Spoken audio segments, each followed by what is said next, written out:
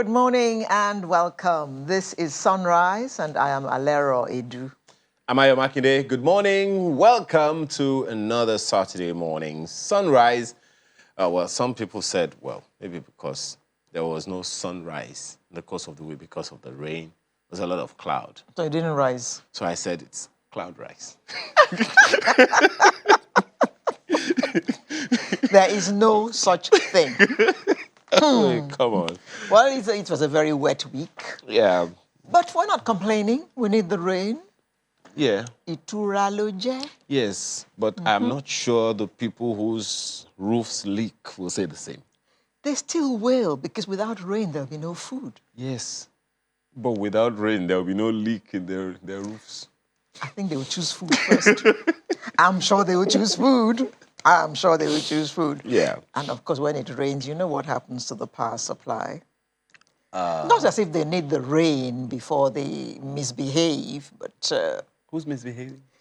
Those people, you The know them. ECN? I mean, the viewers will say, Alero took a break from talking about NEPA because there was a time they were my toothpick every single Saturday. But you can't but now. How many times have we had grid collapses? I think you said 17 times last week in this year alone. Well, according to reports. I'm Yes. not even sure what the figure is now, but we can't but talk about it. I think it was how many days ago we still heard the same thing happened again. So the question you want to ask is... And the whole thing is so embarrassing. PHCN was sold, privatized because we were told, okay, it's going to improve once we privatize. And instead of improving, it's getting worse. It's getting worse. Some areas, I saw somebody's post that they have not had power for 21 months. No, 21. Okay, yeah. 21 months, no power at all. What's, and we were told it would improve. Is that an improvement? What city was that? I can't remember. I'm not sure. In Ibadan, just next door. Some, people say that they haven't had lights for months. Something in the region of 6 months. A friend took a trip out of town, went to, I think, Ondo. There were street protests because people haven't had light for months. So where is the improvement that we were promised? No, it's maybe good intentions, but the question you want to ask is who are the people who are supposed to execute those good intentions of government? Yeah, but look, let me tell you what I found out, or what I was told. There's no power in my neighborhood. I give them a call and they say, it's not our fault, ma. Nothing is coming from the transmission company. So, transmission, what's going on? TCN. Oh, even though we have been told that our generation has gone down from 4,000 whatever to less than 2,000. I mean, a country of 100 million people, 20 how many years on, 60 years after independence, we're still talking about 4,000 kilowatts of power. For me, this is a long time coming. If you don't do what you're supposed to do as and when you ought to, it's only natural that some things are going to happen the way you don't want them to happen. The question is, what are we going to do to forestall? I always ask this question.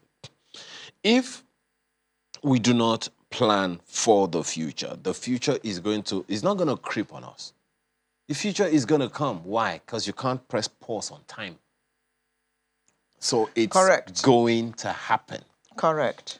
If you put food on fire and gas is supplied, that food will cook. And if you don't kill the gas, it'll burn. It's only natural. Some things we can't just put a pause on. So and the reverberating effect of lack of power supply. I've heard someone, I was speaking with someone just yesterday. The person was saying he engaged some prominent Nigerians. Look, what's the major problem of our country? Why are we where we are? It says because they spoke to two, prominent Nigerians. One of them a late former governor. Said, look, the problem is electricity. Once you solve the problem of electricity... So why are we not taking it seriously? Secondly, is it because we don't know what to do? I think one of the presidential aspirants, we understand, went to Egypt, Africa's third largest economy, as to why they have had power supply consistently for so long. Is it a brainer? In Bonny Island and a number of other communities like that in this country, in this same country, they had power for an endless 10 years, not a blink. So we don't need to go out of Nigeria to find out whether or not it can work. Is it because the power is being supplied by diesel generators? What if it is? Oh, where? In those communities? No. Diesel, the price of diesel is now 800 and whatever. But no. See, as far back as I think this is 2022, more than 10 years ago, we've been talking about gas flaring for how long? And we're still flaring. And we're still flaring. Yep. How do we convert that? Can't we convert that into electricity? To the electricity? I don't know. Maybe I'm not an engineer. Like you said, it sounds like a no-brainer, doesn't it? So the questions, and then, there have been talks about decentralizing this thing, not just into trancos, gencos, and discos, but let the states do their bit. If Ayo wants to supply power to his estates in wherever, why can't he get a license to do that? So once that is done, a Delta state wants to supply power. Must we have a national grid that is collapsing on us every other day? So that for me is, let governments be serious and say, we want electricity to work. When Batanaji was the Minister for Power, what did he do? And we were having power for sometimes 2 months without a blink, 3 months.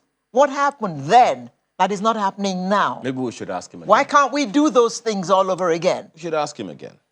And it's at the same time. Or better still, decentralize. And it's at the same time we're talking about electric cars. I loved that. Yeah. I read about this guy in Borno, in Maiduguri, who is converting minibuses to electric buses. And my eyes just lit up and I thought, in Nigeria? Yes. And this morning I learned that there's some other guy in Ibadan and some other guy in Lagos. What you will even find interesting is that as far back as, I think, November 2020, the governor of Lagos State drove an electric car in Lagos. Oh, yes, I remember that. He unveiled Nigeria's first electric car, so it was said. Made by a company beginning with the letter H, yes, exactly. yes. And then even the vice president was said to have driven his first electric vehicle assembled in Nigeria in 2021. Yeah, but of course, I mean, I'm sure that as we are talking, the expression they use these days is yimu. Some of the viewers are doing yimu, electric car in Nigeria. Yes, Mustafa has a solution to that. He also has got some panels. And all you need for your car to run 200 kilometers is 35 minutes of charge to your car. And this is something you can do with a, what's it called, pass my neighbor generator. So if you run out of power for whatever reason, just plug it in. And then that's it. Hook up your, I better pass my neighbor. 35 minutes later, you're moving on. But even that, you know that in some estates now, they're not even connected to local grid or state grid or national grid. They just have, solar generated power in the estates to light the streets and all. We can have those pots all over the place, all over the place where you can just connect, charge up your car and you're off. For whatever fee. And a charging point and move on. And guess what? Those electric cars in Maiduguri and Ibadan, they're cheaper than if you went in petrol-run buses. Oh, most certainly. So they're cheaper. The question that you want to ask is, how do we escalate that? How do we scale up on that? Will it be permitted? We have a policy in Nigeria for automobiles, producing automobiles. And these are assembled by people who are quote-unquote unknown, unestablished. How do we scale it up? Oh, by the way, Mustafa is building from scratch, and he's also converting petrol cars to electric cars. Yeah. And he's a local engineer in some village up somewhere, and he's doing this.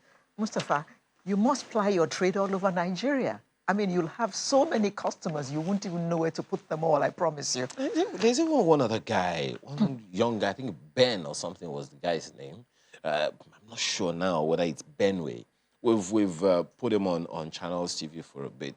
He also is into making cars in this same country. So is it that we don't have the technology? No. So scaling it up, recognizing these pockets of innovations and initiatives all over the country. Yes. The one in Lagos, for instance, we're told, is from Unilag. There you go. Same University of Lagos. Just go out. Let me describe how to get to Unilag to you. Go out, just drive down, turn right, make a U-turn, keep going down. You get to Yaba. Sorry. That's how to get to Unilag. No, you don't use time machine. I assure you. Oh. Okay. All right. So if you want to get to Unilag, he just described to you how to get there. And I'm sorry for you. If you follow that direction, you will so get lost. You won't even know where you are. Yes, this fuel scarcity that won't go away. If we had electric cars now, we wouldn't be bothering about fuel scarcity. But you see, it's even a big bother. And I'm hoping, look, some of these things that we've mentioned, we've talked about electricity, we talked about, automobile industry. Now we're talking about fuel scarcity. Can we make these issues election campaign matters? How will they be resolved? Will they agree to come on debates when it's getting closer? Even if they don't come for debates, let anyone who finds them anywhere engage them. How are you going to solve this problem? Because this is not just, look, I have said this before, and I'm going to say it again. Let us find out if there are saboteurs in our system. Remember those back in time? Why are you laughing? Remember back in time when we had public service announcements? Yes. On, I think, one of these public radio stations. A saboteur is never a friend of the nation. Expose him. That's a public service announcement. So who is a saboteur? Someone who doesn't want anything to work for the good of the people. That's a saboteur. For God's sake, how come we have refineries that are not working? And we are still spending money on them. And we still have staff that we pay salaries to working in those places. Question mark. Otherwise known as ASCO. These things, look, this is why we have fuel queues. This is not big about whether or not it's the price of petrol is denominated in dollars. Government knows better. The refinery is there. The staff are being paid. The refinery is not working. Well, they must have their reasons. And we're supposed to accept it? Well, they must have their reasons. So we're just supposed to accept. For keeping the staff and paying them on a refinery that is not producing anything, not making any money. Alero, we're supposed to accept that as so what do we do? The way to go. Okay, so what do we do? Let's lead the charge. Calling them out now. Okay, we have just called government out. Good. We've just done that. Have you had your cocoa this morning? In a bit. Okay, maybe in a that's bit. Why. That's where the issue is. In a bit. We've called government out already, so what else can we do? Well, one thing that I think the U.S. government is calling out itself through some laws on a number of issues. One of them is this major gun bill in decades. I don't like to talk about guns. I know we don't have that problem in Nigeria. It seemed at a time that we were heading in that direction when some governors were saying that Nigerians carry guns so that they can defend themselves. Let me just believe, right, that it was just frustration being expressed. Let me just believe that someone is just frustrated and just wants to let out steam. Because with the mindset that we have now, there's something that we have said over and over again. We lost our first line of defense when local governments collapsed, and we all cooperated with it. We were talking about this before we came on air. Yeah. You enter the community, and you are new. I get into what's that your village again? I get into Buangwe, and I am in Warri South. And I'm just dressed like some whatever. Like. Who is that? No, say it in the language that they will say it. You may sing. But come what say was Bokonore, who is he? Huh? Where is he going? Where is he coming from? So those questions will be asked. That's the first line of defense. Okay, they identify, okay, he's going to Alero's house. Okay, we know Alero. So if this guy does anything, Alero's house. Alero's house. Alero is responsible. That's our first line of security defense. Yeah. But now, everyone just seems to do as they like.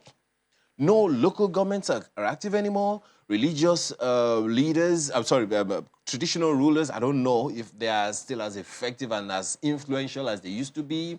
People just saunter into communities and out these days. These things weren't there before. Saunter in, do all manner of things. Without hesitation, and no one is asking them questions. So, and we are wondering why we're having insecurity. That is why we're having insecurity, because no one is asking anyone questions anymore. I marvel when I hear people say the people who are coming into Nigeria causing this insecurity, kidnapping and all those things, they are not Nigerians.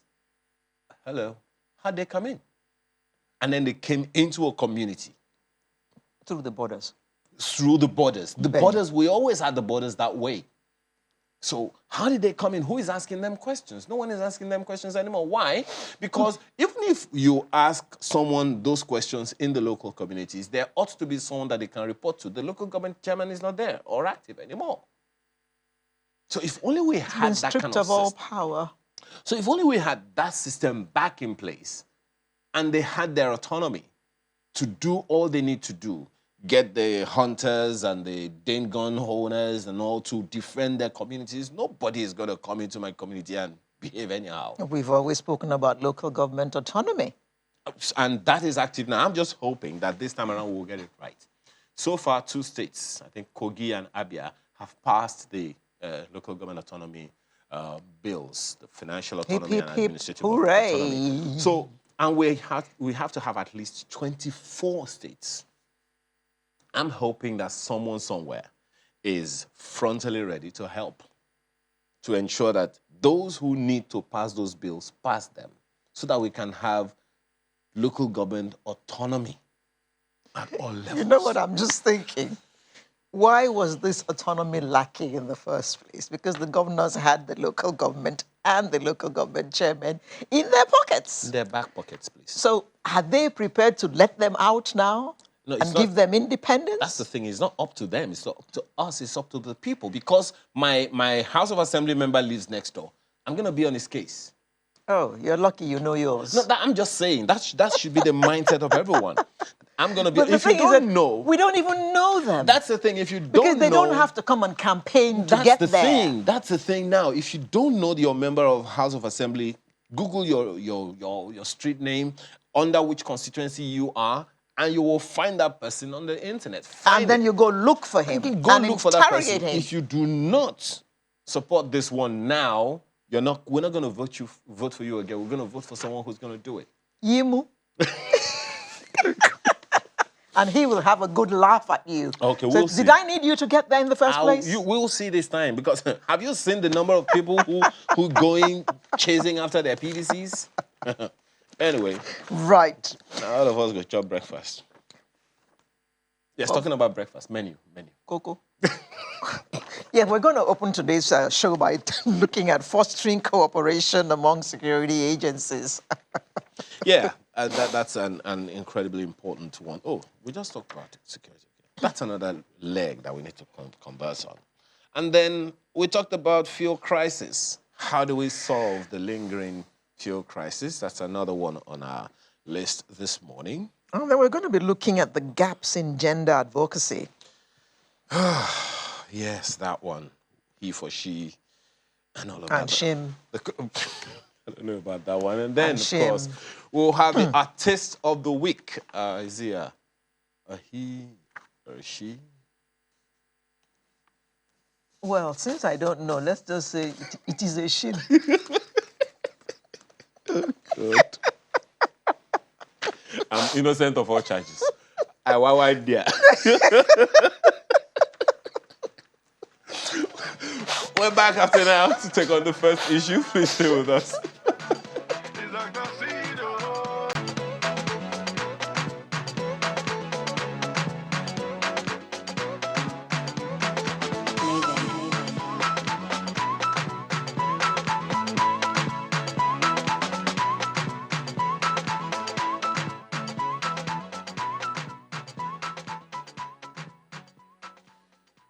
Well, thank you for staying with us this morning. First conversation is around fostering cooperation among security agencies. That's something that's been so much talked about. More than once has the president himself mentioned the fact that there is a need for security agencies to collaborate so that we can have a safer environment than we have had in time past. This morning, Onyekachi Adekoya joins us. He is a security consultant. He joins us here in the studio. Thanks for joining us. Thank you for having me. And we also have Mike Ejiofor, who is a former DSS official and now a security consultant. Thank you so much for joining us, Mr. Ejiofor. Thank you. Well, let me begin with you, Mr. Adekoya. This is not a conversation that is strange to you. It's not something that you're hearing for the first time. And one of the conversations we've had before, you've talked about the fact that we have more than 10 security agencies. First of all, you may want to try to speak to what security or collaboration gaps have you seen that have made our security, should I say, infrastructure vulnerable? Yeah, thank you. Good question. In terms of the agencies, I think the first gap is the seeming overlapping roles that each agency is supposed to play. That's the first major gap. And some will argue that some of the framers of the law are quite deliberate in how they frame the language. If you say the Constitution is a grand norm upon which every agency, which is a product of the National Assembly's Act, if you say they draw their power from the grand norm, then if the language is a bit skewed, then every other thing you see will follow that line. So, for example, the power of arrest. We'll start with that. The power of arrest. First, every citizen has the right and the power to make a civil or civilian arrest. Then you then begin to go to, say, the police, which should be the major internal security agency that we interface with. The rest should not be seen. They should be felt. But you see, those ones that should be felt and not seen want to be seen because they also have the power of arrest. And in some overlapping language, if you say, for example, the DSS is to detect and prevent, okay, within the remit of detecting and preventing, you know, they allowed certain actions because the clause is a bit omnibus. So the language, again, the language, the requirements of the security function also makes it somewhat a bit open-ended. But that's where we start from in terms of where the gaps will be. The second, yes. I just want to, don't forget that second point and other points that you want to make. But, okay, go ahead. No doubt. So the second point is, because security is a very sensitive issue, and we say that certain things, the language is certain things about security should be kept a bit under the wraps for security reasons, which is true to an extent. But if security is also public service, there are some things that will also be common knowledge. So within that space, we leave certain things open-ended because you need to give the persons responsible some latitude to be able to act, to combat some threats in the interest of the country, which is why your security vote is never open-ended in any case. So you start from the framing and the powers given to each agency. Then you then look at the political nature of the role. Once you climb to the summit or the peak of maybe your career in a particular service, at the position of DG, maybe DSS or Inspector General of Police or the Chief of Army Staff or the Chief of Defense Staff, that role is more of a political position than a technocrat's position. Because appointment into those offices are solely at the discretion of the number one political office holder. So you climb to that summit. The president. Yes, the president, which is in this case President Muhammadu Buhari. So then you are all a political appointee of the president. So you live, as it were, to please the president. You are no longer that career person that would be able to call a spade a spade. You have to be careful in that office. You're raising more questions as far as I'm concerned, Okay. but I'm coming there. But there was something you said earlier, which I wanted to quickly take you on for, which was that the agencies of security that weren't supposed to be seen want to be seen. Yes. The question is why? No, that is the second point I was trying to make, and if you had allowed me, I would probably have touched on it. Please. But it's a good point you raise it again. Because of the political nature of the role, people want to be seen to be doing their job. Now, funny though, there's something called eye service in our own industry. You want to work, and you want to be seen to be working. So if you don't So have... that you can get the credit. Exactly, or then you can retain some patronage. But Mr. Adekoya, if you work in the secret service, you are not supposed to be seen or heard. Which is the point I'm making. Your work is secret. We're not even supposed to know that you work for the secret service. So if you want to be seen and you want to be heard, you've already leaked your cover. Not necessarily. So this first thing is not to disparage the good work, because there are a lot of thorough professionals in the service. Now, it is the political nature of the leadership role that I'm speaking to, which is why sometimes you see this interagency rivalry coming to the fore. Now, recall that before this new set of service chiefs came into office, you had skirmishes between the Air Force, the Nigerian Army, some disagreements as to when to fly, when not to fly. You had call-outs for sorties or close air support. And again, the Air Force has its budget, as the Nigerian Army has its own budget. So for every sortie the Air Force executes, is executed on its own budget. So if the Air Force doesn't have the budget to support the on-ground requirements of the Army, you also have some limitation. That's it. Now, when you then have issue of seniority, no seniority at that level, which was pretty much what was plaguing the former service chief, you then begin to have some of these issues. But those issues are not there as at today, because the operational doctrine of the Chief of Defense Staff has been very clear.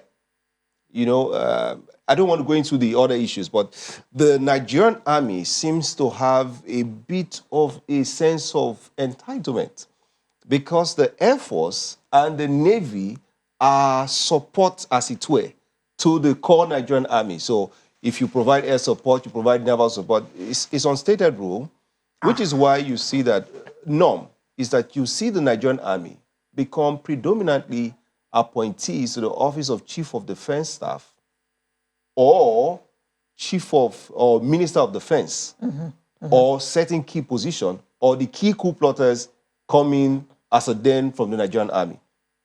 So in normal sense, if you put some security council set up in a state, for some strange reason, it is assumed that the brigade commander in the state should be the most senior person because he's from the Nigerian Army. And then the DSS, the Navy, the police, Federal Road Safety Corps, the traffic, every other person should be, because... One step below.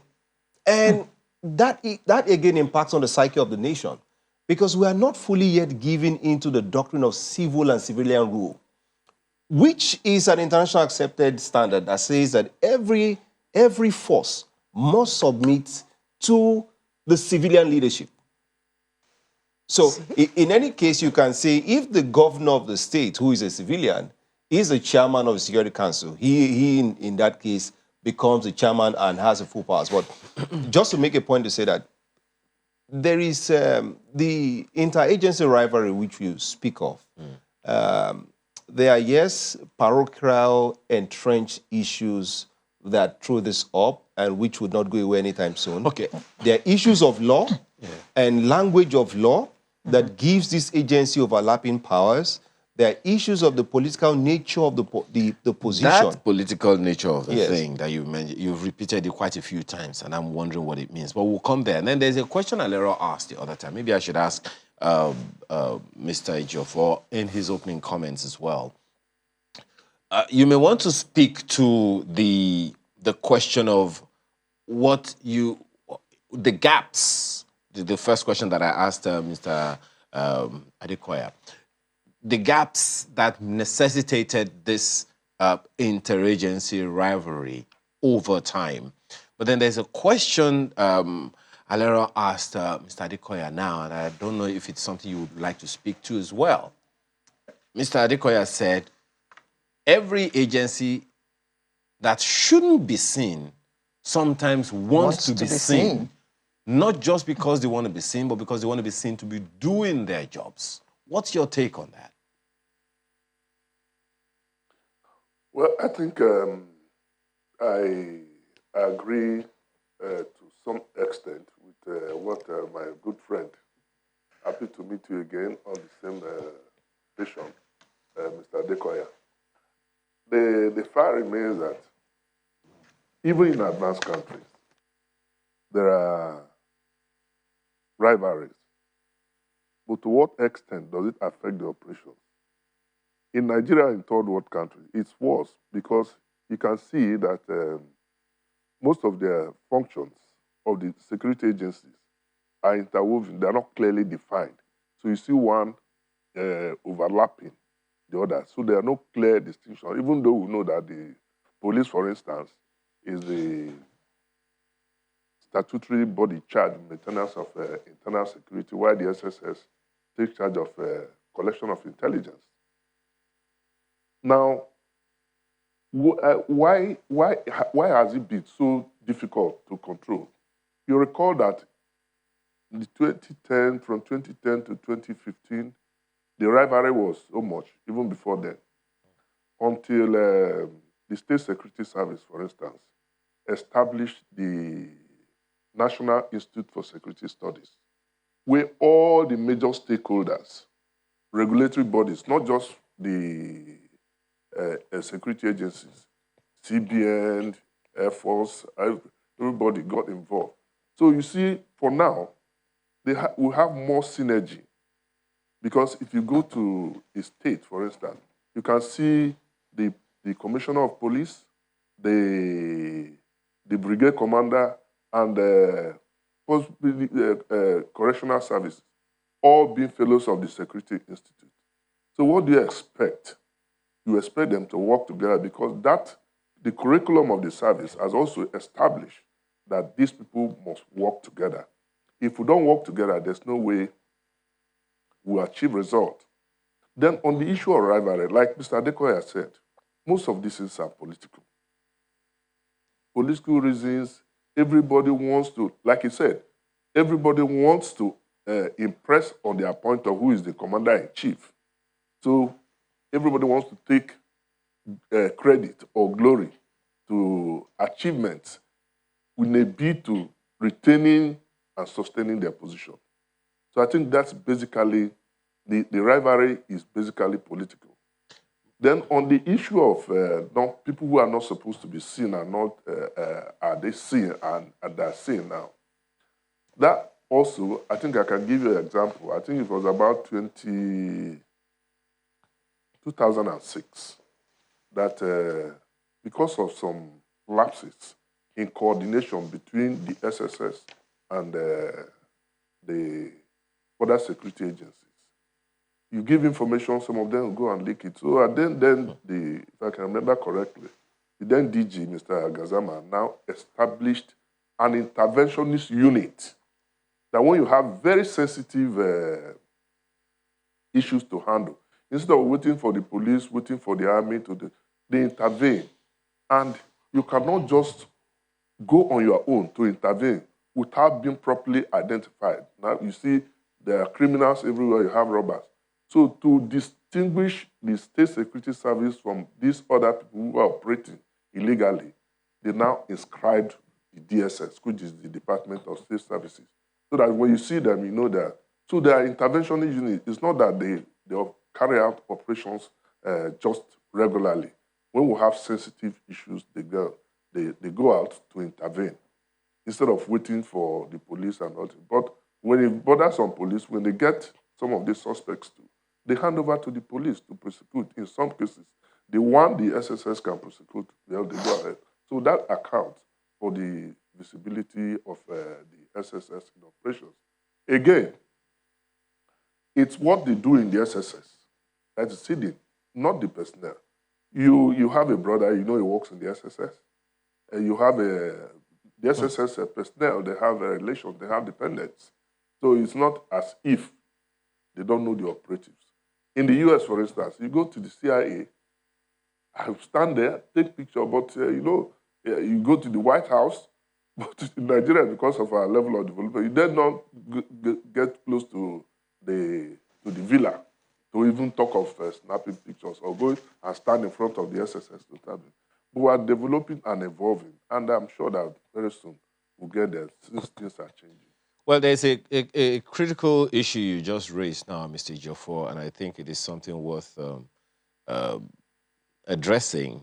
You said everywhere there is we have interagency rivalry everywhere in the world, but how significantly does that impact on operations, which is the concern, to the point that you would also remember that at some point the president more than once came out publicly on national television speaking to heads of security agencies. You guys need to work together. You guys need to work together. And so one is wondering how to bridge the gap between that rivalry and the operations, as you talked about, because there are those who are wondering, first of all, how significantly does this impact on response time? You also talked about the fact that sometimes it is the job of one agency, but because the agency is not nearby enough, another one takes it up. How easily will that happen now if those gaps are not bridged as quickly as possible for the security and welfare of the people? Well, I think there's a lot of improvement now between the heads of the various security agencies. But you can see that the rivalry, so to speak, does not go beyond it does not exist, or to some extent limited to at the management and leadership level of the security agencies. But they should also make this permeate and go down the rank and file. Because if the various heads are working in collaboration, synergizing, and it doesn't go down, it does not achieve any result. I give you an example. When I was in Abia, for instance, as the state director, I made sure the CP, myself and the CP, and some other agencies will have periodic meeting involving the DPOs and all the security chiefs, like the SSS heads in the local governments are addressed. We will have regular meetings where we exchange ideas on how to improve our relationship and our operations, how to draw operational orders, logistic problem, which we put together and even discuss with the governor. It makes our work easier. But if you want to take it alone, you're going to have problems. In terms of logistics, you need to come together to at least approach the governor to ensure that you get the support, apart from the support being given from your national headquarters, because it can never be sufficient. Mr. Adekoya, I'm wondering, you've raised the issue of the politics of it all as well, perhaps sometimes in response, some of it in response to what Adara said earlier. And I'm wondering why she's quiet, is because she seems to be taking it all in. Maybe she wants to take it to the National Assembly. But that I'm wondering the significance, or how significantly the appointments are politicized to the detriment, permit me to use that word, of the function of collaboration. Mr. Jeffo spoke to something, I'm sure is something that you would also want, you also agreed with him because you were nodding as he was speaking about it. The fact that that collaboration at the top doesn't seem to percolate down to the ranks and files, the lower rungs of the lad services of those agencies. So I'm wondering, that politicization, should it affect operationalization and function such that it begins to compromise the very purpose for which they were appointed? Yeah. Now, unfortunately, or fortunately, I should say, the head, which also is the head of the body, as it were, if the body has 5 senses, you find 4 in the head. The body would only go in the direction of the head. And if you have a good head, then your 1 head is better than 5 heads. If you have a bad head, or a docile head, or a non-thinking head, then you have a big problem. You just be a big for nothing.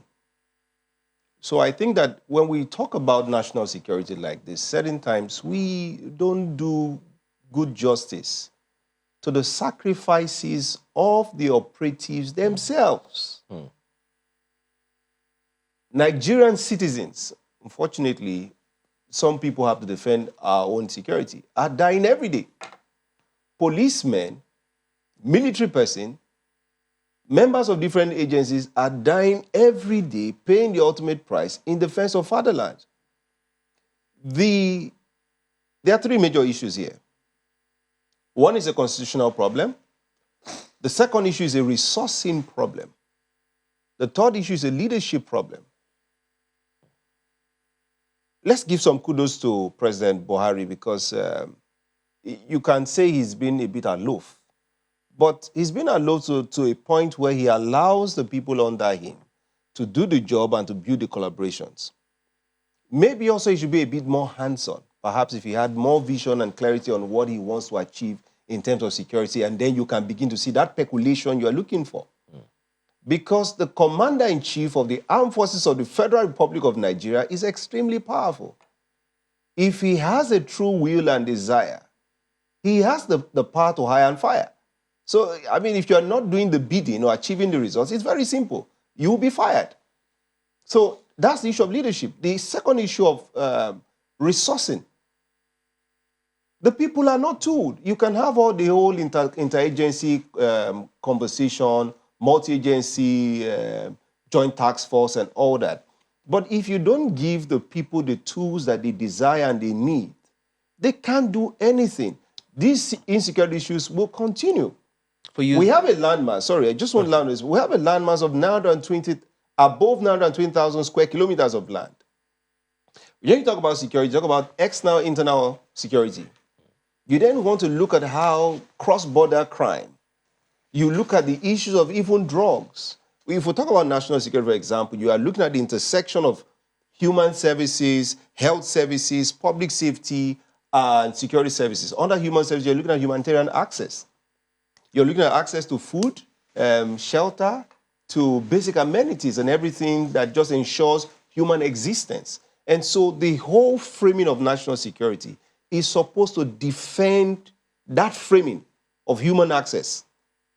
So if the structuring, the resourcing, and the constitutional language for which the forces have been created is not clear, is not towards a strategic objective, there's no amount of conversations you have at the top. You continue to have those failings down below. Now, what is causing some of the issues is that the DSS is trying to be fair. They give intelligence. Sometimes they put out public advisories. They send intelligence to the police. They also share intelligence with the military. The police has FIB, which is the Force Intelligence Bureau. The states have the State Intelligence Bureau. The DSS has the intelligence they gather. The military has the Defense Intelligence Agency. We have the National Intelligence Agency, which are the people you don't see because they also have to do with external threats. Then you then have the DMI. So there is, the system is awash with intelligence. I dare say, you've heard Oga Mike, as I like to call him, my very good colleague, say that you have station chiefs in every local government, the 774 local governments you have in this country. But what the services don't have is that force multiplier that they need to curb and combat the myriad of challenges we're having. We are shooting at a moving target in Nigeria. What's mitigating against that force multiplier? The Constitution. The Constitution as it stands today. Until we bring ourselves to the realization of the fact that we need a state police. So, military barracks are being attacked inside the states. The NDA, Kaduna with all its institutions and infrastructure of the military is being attacked. The military needs the police. The federal police needs a state police to be the first point of contact. And then they play the support role. We are not even dealing with the issues of cross-border crime, transnational crime issues, how issues in Chad, in Niger, in northern Cameroon are beginning to affect us and become our own problem, how the madness in the Sahel is affecting us. We are busy going from one incident to another incident. We are playing catch-up. So that's why I said if you are big and you are not thinking at the top and you are not correctly set up, you're just a big for nothing. Mr. Adekoya, you mentioned a fairly long list of agencies just now. Yes. Do we need so many of them? Is it not because we have so many that their tasks are overlapping and then they clash with each other so often? You see, deliberately, when you are set up for regime protection, it is in the best interest of the president, CEC, to have those deliberate vagueness, as it were, so that you can keep every other person checking himself and you don't have too much concentration of power. That's all palace politics. So every nation has its own, but maybe in the third world is a bit more announced, where you use different agencies to check each other agency. Okay, I don't really want to go into that. So, but we do need them, because if you look at the functions of the DSS, the NIA, the DMI, you need them. You do need them. The police has to have its own SIB, the FIB, but the thing is interoperability. How are they talking to each other? What's the language with which they are talking to each other? What are the resources they have to support that communication between agencies? We have data, but is the data structured? Is the data structured in a language in which the military can use, the police can use, the federal safety can use? Who will be the custodian of the data? Now that you have data, how is data informing our national security policy? What are we doing with data? So there are a lot of issues. And who is supposed to be using which data for what? Yes. Okay. Let me ask Mr. Ejiofor. In talking about these layers, permit me to use that term, layers of security agencies, because some of the agencies that you have not mentioned, Mr. Adekoya, includes the Road Safety Commission, the NDLEA, the customs, the immigration, and all these agencies. Even at this point, we haven't even talked about the police at all. But for these layers of security agencies that we have, Mr. Ejiofor, how do you see this, the connection? How should the connection go? Perhaps that will also help people to understand, because for those that you talked about the other time, the top echelon of the security agencies, they have an understanding of what is expected of them and what they're supposed to do. Maybe at the lower rung of the ladders in various agencies, they may not even know, that, okay, the road safety fellow is supposed to collaborate with the immigration fellow, who is supposed to collaborate with the customs fellow, and they find themselves in pockets of places together. And that's just talking about federal. How about the states? Where in Lagos, for instance, you have Neighborhood Watch, you have there's also the Civil Defense Corps. So in terms of collaboration, what's the network of activities supposed to be? Who is supposed to be doing what? And at what point do their functions overlap to the point of handing over to each other? Maybe that will help some people understand exactly what the issues are here. I think our problems in terms of security approaches and coordination is basically not doing the right thing. At various layers, you don't expect to get results from a disjointed operation. But I want to refer to what Onyekachi said. And as long as we remain groping, all our security challenges will remain with us. Layers are that the problems are local. You localize every problem. Once the problems are localized, then you look for local solutions. Forget about all this synergy and all what we are talking about. If you don't have the correct input, you have the wrong output. Onyekachi mentioned, creation of state police. Let us be running away from creation of state police. If state police is not created, we will never solve our security problems. Never. People will tell you they have their shortcomings. There's no formation, there's no solution that does not have its own effects. I'll give you an example. Look at what is happening in Ondo State, for instance. Since the formation of Amotekun, you see the problem of kidnapping and all these things have reduced because they have local intelligence. And I've always used Ondo State, for instance, as a model to solving our problems. Only yesterday, I was reading in the newspapers the arrests made, even making breakthrough to the people who attacked the St. Francis Catholic Church in Owo. Again, this will bring a kind of friction because I was also reading, even though in the social media, police say they are not aware. The commander of Amotekun is issuing a statement. Over 72 people have been arrested. So I suggest that there must be synergy between our local security outfits and the regular security agencies.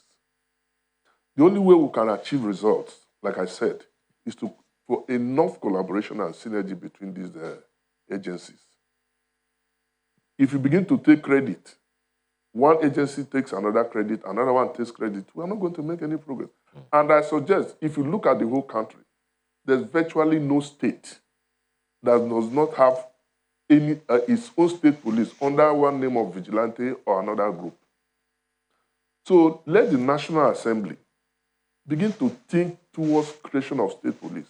And all these vigilante groups, like Amotekun, the regional security outfit, will form the nucleus of this security outfit or the state police. If we don't do it, we will not get results. Again, about 85, you recall, or 86, when General Babangida tried to look at solutions.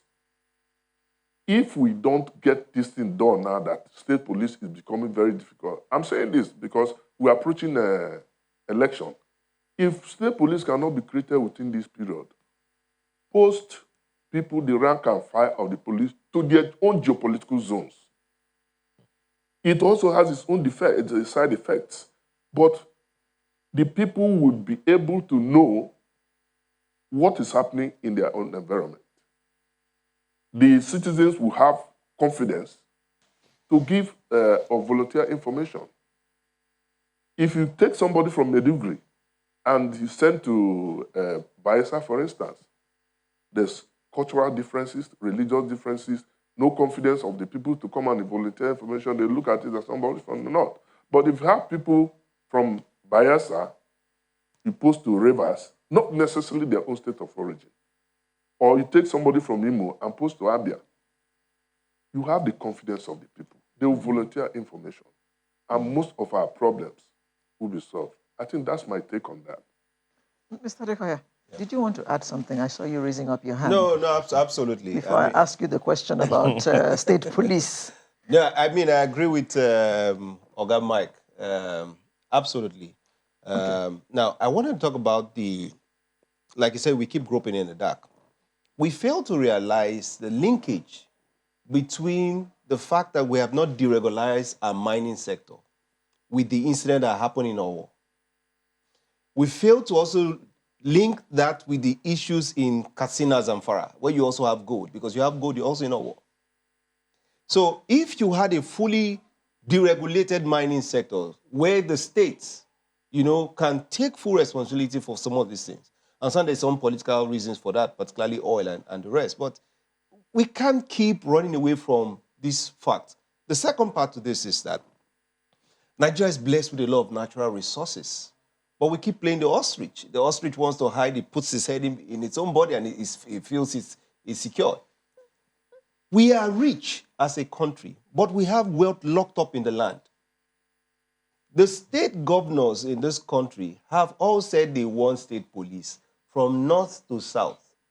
But the politics of it is that some state governors, like my maternal home state, Abia State, I hear is owing 11 months' salary. So how can Abia State add additional burden of state police? So some states can afford, majority of the states cannot afford. The states that have the civilian joint task force, what we are not being told is that, on good authority, some of them are paying those civilian JTF 20,000, 30,000 naira a month. You have armed somebody and you're paying him 20, 30,000 naira a month. Some are not even paying at all. So the politics is the governors, yes, they know they want state police, but they don't want to add the additional burden to their state budgets. You don't blame them, do you? I will blame them because if you look at what you have on the concurrent list, take, for instance, the politics in APC's primary. You can see how quickly the force of will from the governors of the APC was shown. All governors said it's going to the south, despite the fact that some in the presidency they stood their ground. If the House of Reps, the senators are from states. So if the state governors in Nigeria want to pass state police, the worst case is they will even override, the National Assembly will override the president. It will be passed. There are those who also say, forgive me, Alero, for butting in. There are those who you will come back to your the state government's question, but there are those who also say that we had local government, native police. Native police, yes, Yes. back in time. And so one is wondering, you talked about this mineral resources and all, Yes, those things. They are in various localities. Yes. How significant is a collapsed local government system in all of these issues? In fact, when people talk very ignorantly about the issues in Nigeria and they say there's an Islamization agenda, yeah, there are some people who have a warped ideology. Look at the north with its large swaths of land, the north. What we call ungoverned spaces are not ungoverned spaces, they are governed. Whether you govern it or not, it is governed because there are people there. Nature abhors a vacuum. I schooled in the north, lived in Maiduguri. I do business in the northwest. So I can tell you, in some parts of this country, you don't see the local government people until month end when they come to share location. So when local government presence is not felt, you are leaving room for chaos. Why was the native police collapsed? Some make that argument and say you can't have the state police. We already have state police. We're just deceiving ourselves. How do you operate state police? Give them service pistols. Okay? License them to have shotguns. Let the Mopo squadron become the tactical special forces within the states to provide the support. If you are afraid of a regional uprising or a state uprising against the federal government, limit the weapons classifications that can be allowed to state police and remove certain high caliber weapons from there. You will get state police. What would that do? Force multiplier. When I go and deal with some people who are on hard drugs, who very soon from hard drugs will turn to crime, and from doing crime, they will go for illegal weapons in flow. If I can nip them at their hard drugs, and I can jail them, and we have a criminal justice system that is effective, I can reduce the burden on the military. I can reduce the burden on the federal police force. just by having police in different places that are doing the right thing. Lastly, it is an aberration for you to see policemen carrying AK-47 every time. They are not approachable. In sane, civilized societies, policemen carry service pistols. You can approach them. They can have their shotguns in the vehicles. They can call up for backup and the rest. But in our own state, we pay a man 43,000. We give him an AK-47. He should be working 8-hour shift. He's working 12 hours, 24 hours, 48-hour shifts, and he's carrying a rifle. And to keep his eyes awake, he's on drugs. He's on alcohol. We put ourselves in all sorts of peril. Why? Because we are not thinking about the Nigerian in the mix. So until the Nigerian security is set up to protect the Nigerian and the Nigerian state being our economic prosperity, our economic development, and aspirations. My apologies. Yes. I know you want to land there, but I've landed. Isn't that the same thing? Mr. Jeffo, let me ask you that. He's essentially talking about more citizen-centric as opposed to state-centric security. Isn't that what was contained in that security policy come up with in 2019? One is wondering how come that's what we're still talking about this now, state protection as opposed to citizen protection.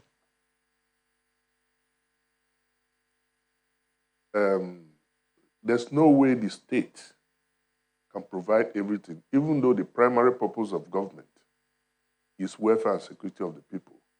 The citizens also need to be involved. You can't say because somebody wants to come and kill you, you are harassing because government is not involved or the police is not intervening. So what I'm saying in effect that our citizens must be involved. Our consciousness must be awakened. In fact, some people don't even know their responsibility to the state security service or the security agencies. How do you volunteer information? Some people even tell you, well, if I give information, I'll be arrested or I'll be exposed. If you're afraid that you'll be exposed, one day you become a victim. So I always encourage people to work with the security agencies. If you don't have a brother in the security agencies to give information, you have a relation, or you have friends, or you walk up to the station and look at it. In fact, you don't even need to go to, there are dedicated lines of all the various services. And I believe that now that we're going into campaigns, all the agencies, security agencies, should be publicized, making it public, their dedicated lines for people to volunteer information. And I also suggest that, like what the NCC did, instead of giving long number of 11 digits, you see 999 or 199, so that people will be accustomed to this number and volunteer information. The military, the Nigerian government, the state government cannot do it alone without the involvement of the people. On that, very key. On that, Mr. Ejiofor, quickly, speak to the depleted trust quotient between the citizen and the security agencies themselves. Well, the deficit is there, but we cannot surrender, like I said. We must continue to encourage, and I also want to encourage the leadership of the various security agencies to continue to build that confidence. I take police, for instance, because police is closer to the people. How do you build confidence when you are driving on the road and you are being extorted?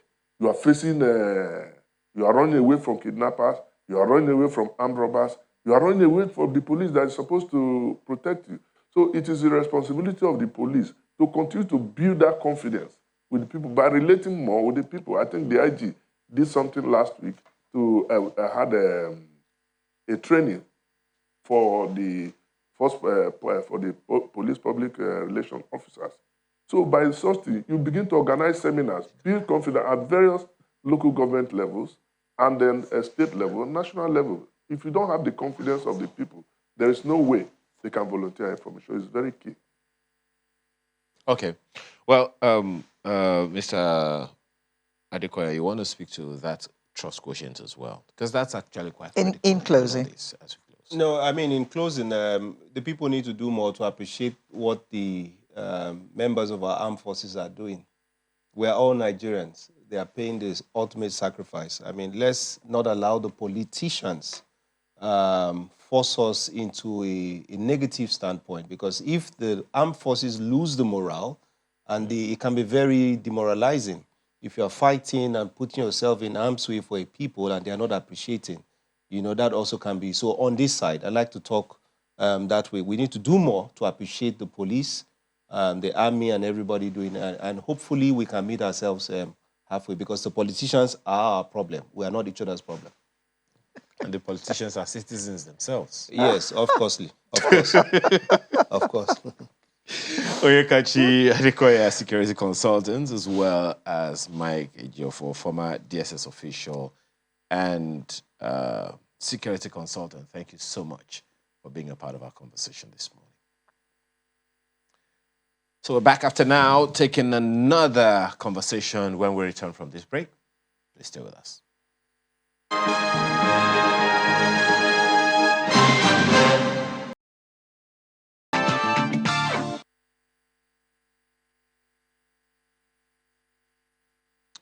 Thank you for staying with us. I'm sure that we have all been involved one way or another in the lingering fuel crisis. I'm sure some of you have had to go queue for petrol this morning, even though it's not as bad in Lagos as it was earlier in the week. But some people have said that removal of subsidy will do the magic. But federal government thinks otherwise, especially now. It says now is not the time to remove fuel subsidy. Well, maybe the national president of the Nigerian Association of Road Transport Owners, NATO, will be able to answer some of your many questions, as well as some of ours. Alhaji Yusuf Lawal Uthman, good morning, and thank you for joining us. Good morning. Yes, sir. Can you just give us a quick list? What are the causes of this current fuel crisis? Well, the current fuel crisis is not unconnected with the world energy crisis.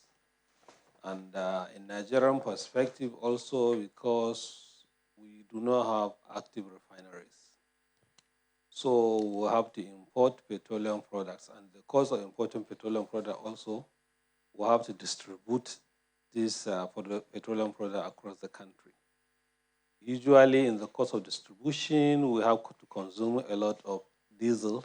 That's what we call AGO. And that AGO as of today is about 800 naira or more. So it's the scarcity of the diesel and the high cost of diesel that, from my perspective, led to the current oil crisis. However, we have gotten some succor because federal government, as you could see, has approved increase in the freight rate, and we've received necessary approval down to all the agencies, and we have communicated to our members to ensure that they deploy the trucks immediately with a view to reduce the sufferance. You have referred to diesel. Do you care to Yes. tell us what is responsible for the hike in diesel price? It has about tripled in price? Tripled? Or quadrupled? Yes, diesel is a byproduct of crude oil. You could see in the last few months, of course, crude oil has gone up. So, of course, the byproduct will naturally go up. And also because the Ukraine-Russia war is on, the supply is being hampered. There is a vacuum in supplies all over. So it is difficult to even import, even in Nigeria.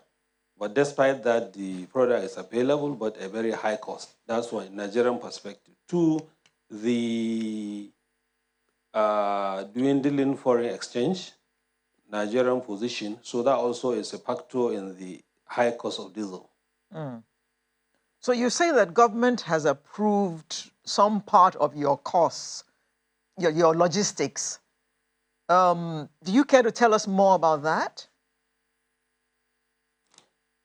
Yes, hitherto the bridging fund was 10 naira 46 kobo. Now an additional 10 naira into the bridging fund. I believe is adequate to take care of all the hiccups in the system, and is really very well appreciated because now all the cost as regards diesel should not be a factor anymore in the problems of distribution. I believe our members are happy now, and we appreciate this kind gesture. You see, we need to appreciate what is good.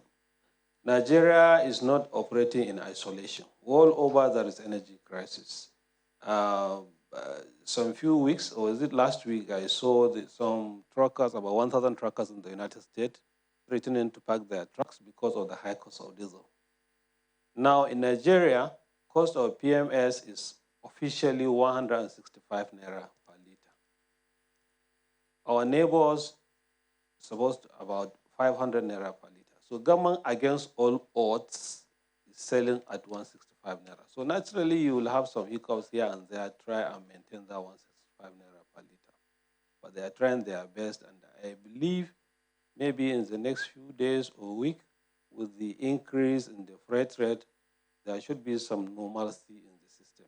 Maybe some of the queues will go up shortly. Is this information, Alaji Othman, is this information something that just suddenly hit the authorities, or is something that they knew? I ask because, I mean, this, what you just said about the, freight costs and all, someone somewhere must have known that it will have a reverberating effect on the system, on the supply chain. Well, as at February, we came out and complained that the high cost of diesel then was about 450 naira, was stopping the chunk of the payment we received. The Nigerian Ministry and Downstream Petroleum Regulatory Agency went ahead after our discussions. They got necessary approval from the president, and 25% was increased into the freight rate. That time, diesel was 450 naira. Today, diesel is 800 naira, but they did not rest at that time. They went ahead looking at the parameters in the system on their own. They got the necessary approval, and they got the 10 naira into the fund. So I believe they are proactive, and they have done well in that respect. However, nobody envisaged that this Ukraine-Russia war will last much longer than it is, and nobody's wanting it to stop. That's one. Two, nobody also knows that the supply of the petroleum product into the country will be much difficult than it used to be.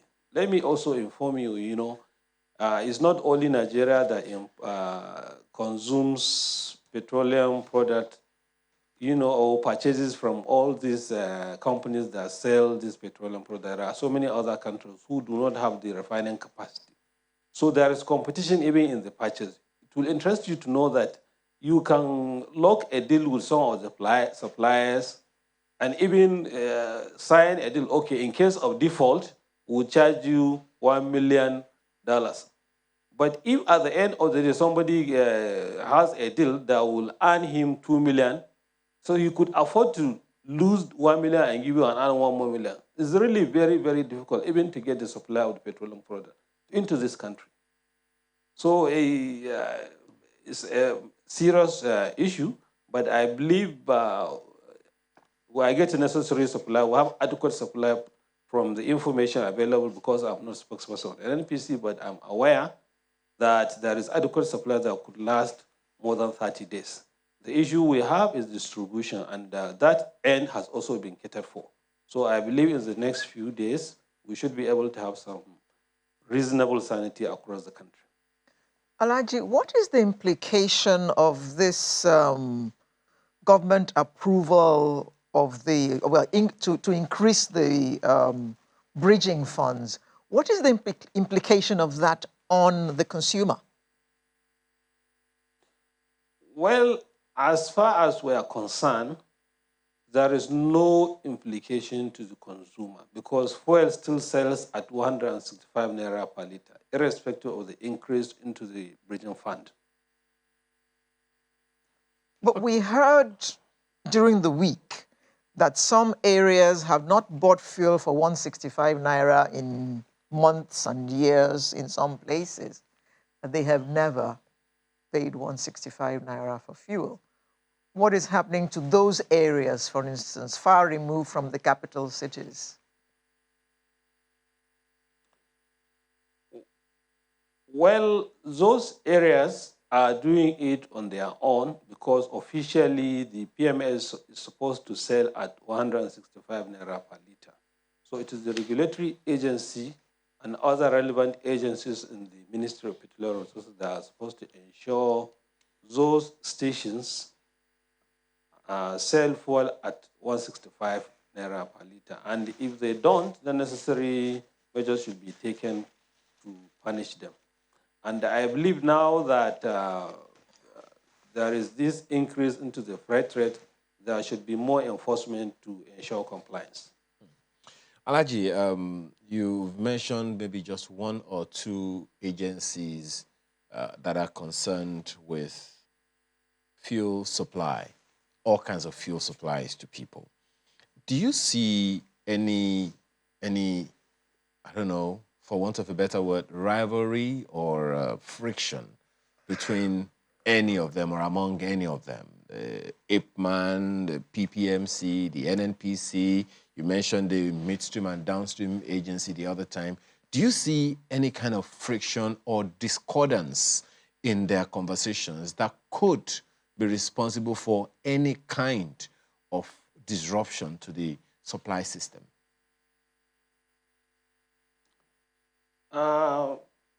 Nigerian midstream and downstream petroleum regulatory agency is supposed to regulate all the activities in the downstream. And NNPC limited now, of course, and the PPMC are the suppliers of petroleum products to the marketers. So I do not see any rivalry or competition because their responsibilities are clearly spelled out.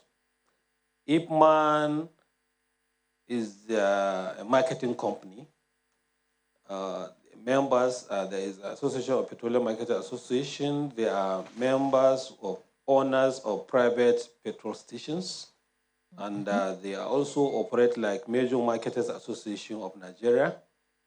And they have filling stations across the country. So they only get allocations from the PPMC or they make purchases where necessary. The only thing is that some of them, just like you earlier mentioned, that they sell fuel above the official pump price. That is where there could be some collusion between them and the midstream and downstream regulatory agency because they are supposed to comply with the instructions. So this is the only thing I see. Otherwise, the authority usually must come from midstream and downstream petroleum regulatory agency, and everyone is supposed to comply. But then there is that conversation that came up in the course of the week, as Alera mentioned earlier, when the fuel scarcity in Lagos in particular was high. Now they said, look, given all of the things that are happening, costs and everything, and they can't continue to sell fuel at 165 naira. That wasn't realistic. It didn't make business sense. That's why I'm asking that question. If there could be something that needs to be understood, mutually understood, while the midstream and downstream agency is doing its job, the marketers, they are in business to make money. You are right. The marketers are in business to make money and they are not finding it easy. It's just like we complained recently about our own and we are now sorted. I believe the midstream agency will also sort the marketers out. I have told you it is really very, very, very difficult exercise as it is today to sell fuel at 165 naira against all odds because of what's happening internationally. You look at the crude oil, you see the price. You look at the issue of Ukraine, Russia. You see also what our neighbors sell, yet official price is 165. So it's not as easy as imagined. Notwithstanding all this, the regulatory agency haven't also sorted us, they should be able to sort the marketers out. There's still that conversation, Alhaji Osman, around deregulation, full deregulation of the downstream sector. And there are those who wonder maybe that will solve the problem permanently and sustainably. Is this something that what do you think of that? Well, we are distributors, and in any case, uh, we are on errand. If you send us at a fixed rate, we go. And either regulated or deregulated, still the same thing. However, in view of the issues on ground and the complaints, the strenuous, even the amount that the government usually earmark, in the last count, I had close to about 4 trillion naira. When you look at it, it's really a huge sum, So, but when you look at the deregulated product, AGO, jet oil, they have taken their place in the market because they are the forces of demand and supply that fix their price. So the PMS should also be deregulated, full deregulation, so much so that it's available, all these market forces will determine the pricing, and also the fact that all these our neighbors, they are also deregulated. We don't want them to chop into our income. But this is my personal opinion. And from the perspective of the association that I had, we adhere strictly to the government position. And the government position is the fuel is 165, and we respect it, and we take it the way it is. Well, okay, go on. Yes, I know you have just said that when they say go, you go. But you are also a Nigerian, and you also use AGO and you use PMS. So do you think that government insisting on 165 is realistic? And I'm talking from what you are, strictly speaking, compared to us, you are an insider. So based on what you know, do you think it is sustainable? It might not be sustainable, but it is realistic. Why I say it's realistic? Because the officials of government saw it is realistic. That is why approval is in place. So I cannot come here and say the decision is not realistic. It's realistic, but I know it might not necessarily be sustainable long term.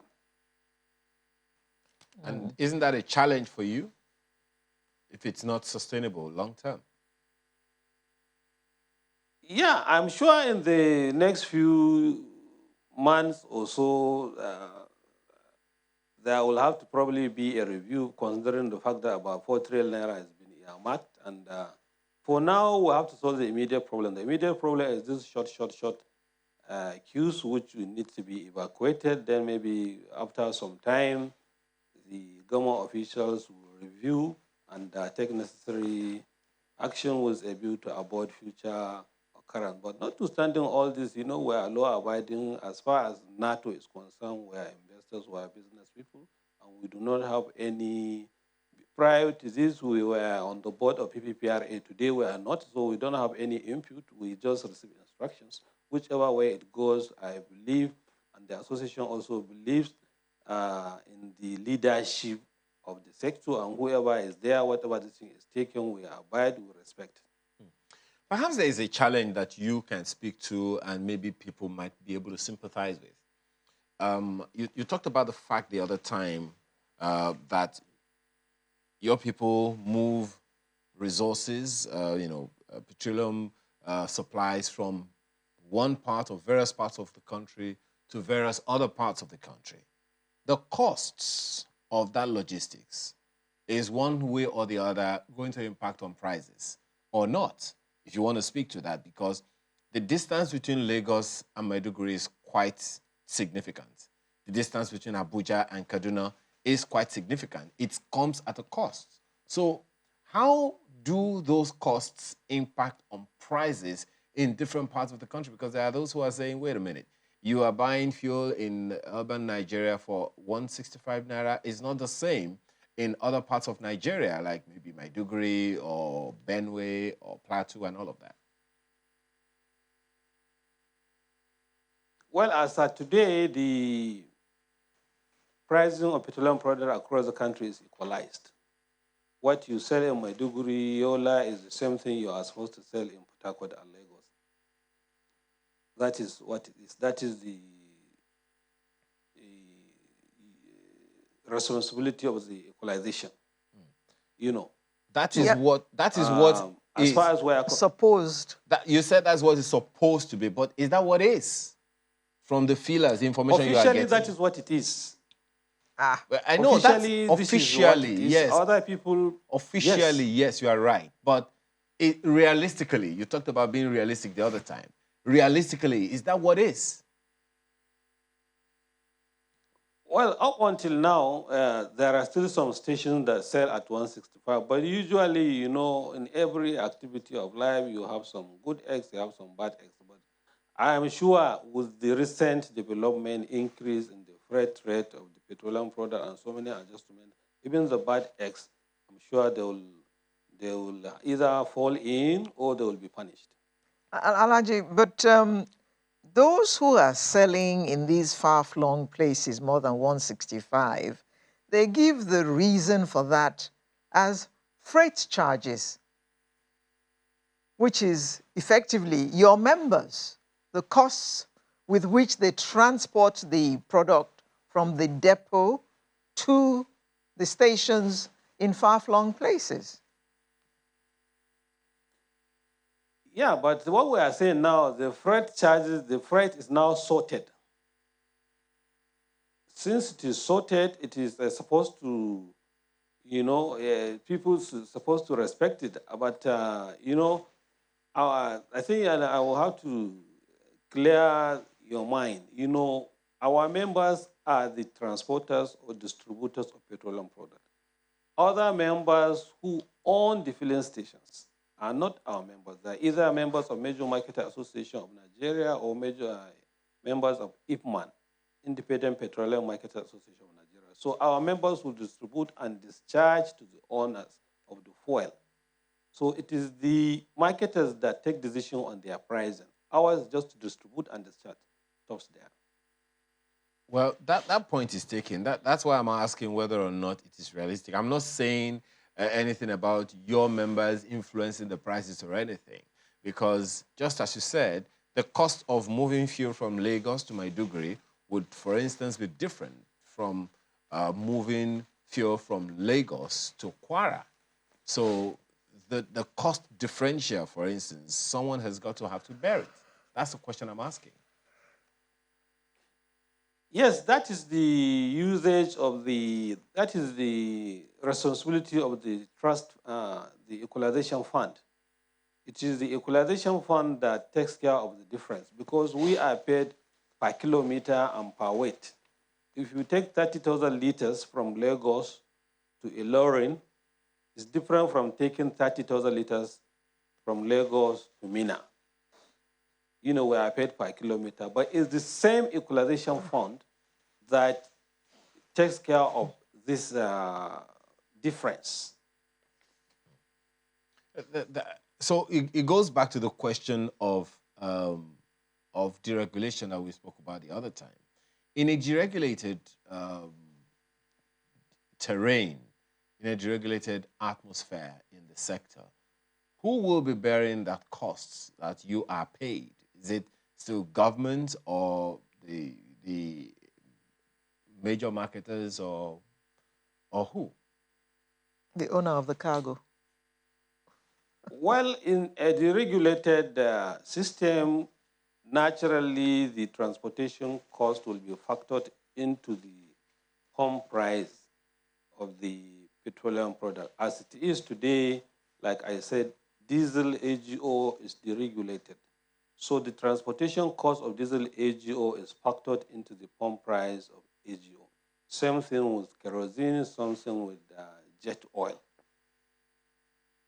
Okay, so are you saying that a deregulated petrol regime would mean that prices of the products will differ in various parts of the country. Well, absolutely, that is what it seems, but you know, I am not in a position to speak about this because there is a downstream regulatory agency whose responsibility is this. So I would like to stay on my own area. All right, well, that's definitely understood. But you know, speaking to your own area, can you tell us some of the challenges your members usually have in doing their jobs and making sure that there is fuel supply to the different parts of the country? Yes, you know, one of the major challenges the owners of the trucks face, one is the situation of the roads, especially the roads that our drivers regularly follow. That is to say from Lagos or let's say Makwa, Bida, Agay, Lambata. It's terribly bad. Of course, recently there was an approval of 621 billion to ensure those artery roads are fixed. Then there is Opela, Auchi. There is another one, Otupani. There is Benin flyover. All those drivers, myself, my own truck had accident about a week ago or so with diesel, you know, around that Mako road. Just on the road, it just fell down. There was no motion because of the situation of the road. So, and so many others. I believe if I tell you right now there is an accident there, it's not surprising. However, there is a contractor on the road around Lambata Agaye, but he has not reached the spot, you know, the flash point. So these are some, and insecurity. You find a truck loaded with petroleum product, and somehow, somewhere, some people they will just come and climb the vehicle, cut the rope, the connection. The driver will have to stop. If he's lucky. If he's not lucky, the truck will fall down. If he's lucky, he stops. People will enter the vehicle, arrest the driver, tie him down, go and take the truck, discharge the product somewhere, and leave the truck. You know, these are real problems, and they happen daily and regularly. And also the delay in payment of our freight rates. But recently, I understood some amounts were paid by the Midstream Downstream Agency, and they are still paying. So this has reduced some of the sufferings. And also, more importantly, you know, even to purchase a vehicle now, if you want to make a new tank now, fixed with all the fittings and tire, the tank alone is 20 million. If you want to buy truck head, there in Lagos, the whole is about 40 million, so 60 million naira per truck. 60 million naira per truck. So imagine a 60 million naira per truck following this bad road with all the issues, or at the end of the day, after making a trip or 2 or 3 in a month, it does not keep 1 million naira. A truck of 60 million naira cannot keep 1 million naira in a month. So imagine how many more years it will keep you return on investment or payback period. So there are really serious problems in the system, and we cannot buy spare parts because of the high cost of dollar. They are very expensive. Battery is expensive. Tire is expensive. You know. Anyway, it's not a forum to say out all our problems here, because in any case, we have to do it, because as of today in the country, there's no pipeline. It is the truck that distributes petroleum product across the country. Because these are real issues, but we'll channel them up to the appropriate forum. I don't even know where to begin. No wonder we see that many trucks have very smooth tires. Now we understand when we think about how much one tire costs. Well, I don't know where to begin, but I guess, you know, we have to just call it a day. We have to call it a day. So we wish you all the best, Alhaji Yusuf Lawal Uthman. Thank you for joining us this morning and giving us better understanding of what is going on right now. Alhaji is the national president of the Nigerian Association of Road Transport Owners, NATO. Thank you very much. Thank you. It's my pleasure. Yeah. Sunrise will be right back with another interesting conversation in just a moment. Stay with us. Oh, prayer is the key. Hey, prayer is the master. Well, thank you for staying with us this morning. Let's talk about gender. As you can see, there is gender parity. It's one woman, one man. Why are you looking at me like that? So, well, anyway, that's what you have right now. Okay. As you can see, she's looking very straight, like a good Nigerian. But, you know, gender equality is something that has been spoken about so many, many times. And when we talk about this whole gender thing, you know, there are questions as to exactly how significant it is and how does it impact on anything. So when we talk about gender equality and all, we're really looking in the direction of, okay, the girl child, the female gender and all of that. But is there a gap we are creating? Are there things that we should be talking about that we're not talking about? For some time, I've been hearing about he for she. So is there a she for he somewhere? I don't know. I guess this morning, why are you looking at me like that? I'm just asking a question. You've got eyes on the side of your head. Even when I don't look at you, you say, I'm looking at you. Because you're looking. I can feel it, you know. It's like heat. Dayo Oladele Ilori joins us this morning. She's a gender advocate and founder of Willy. Thanks for joining us today. Thank you very much. And we also have Kingsley Obomekbulem, who is an author and founder of the Talent Hub. And he is been a masculine gender advocate for as long as I can remember. Why are you looking at... Masculine gender. Okay, he's a gender advocate. Does that make you feel better? You don't know. He's implying that you are against this gender. No. He has a manhood program on a radio station. Yeah. I have a show that helps to redefine masculinity. You see? How's that different? Anyway, thanks for joining us this morning. Thank you. Dayo, are you redefining the female gender as well? Yes, in a way, because when you talk about looking at the gaps, like you mentioned earlier, there's a lot of noise and good noise, I must say, about the female gender, about girls, you know, empowering women, empowering girls. And I mean, this speaks also to the SDG 5, the United Nations Sustainable Development Goal. But there's a huge gap. And that gap we see in the male conversation. So when you talk about the male conversation, you talk about the boy child. Yes. And because the male conversation. Yes, because for us... Which he is buttressing through his program. Yes, and this is important. Yeah, but it's in the right perspective. It's in the perspective that we all should be talking about. Yes. Which is? Which is helping the male man, you know, the male gender now. So the male woman. Yeah, but, you know, when we use the word man, it talks about humanity. Human being, yeah. Okay. Generally. You know, okay. Yes. So the male. Yes. Yes. Knowing that you are equal with a woman. That's it. Now I can relax. Yeah, that's what it is.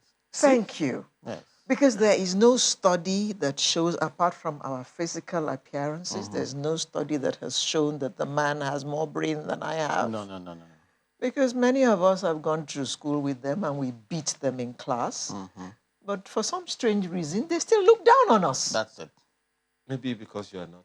Even my sons tell me, Mommy, you're such a girl. Yeah. You are afraid of a cockroach. Yes, I am. And that doesn't make you anything less. You're trying to make a statement. Yeah, so just in line what he has been discussing, this whole conversation, for us to achieve that SDG 5, that equality for women, for girls, we must tilt the discussion a bit to accommodate the boys and the men. For us to achieve these goals, we need the males as allies, as supporters, as change agents, you know, in this whole process. So what we've seen over the years is a one-sided discussion, talking to women. Women are pushing.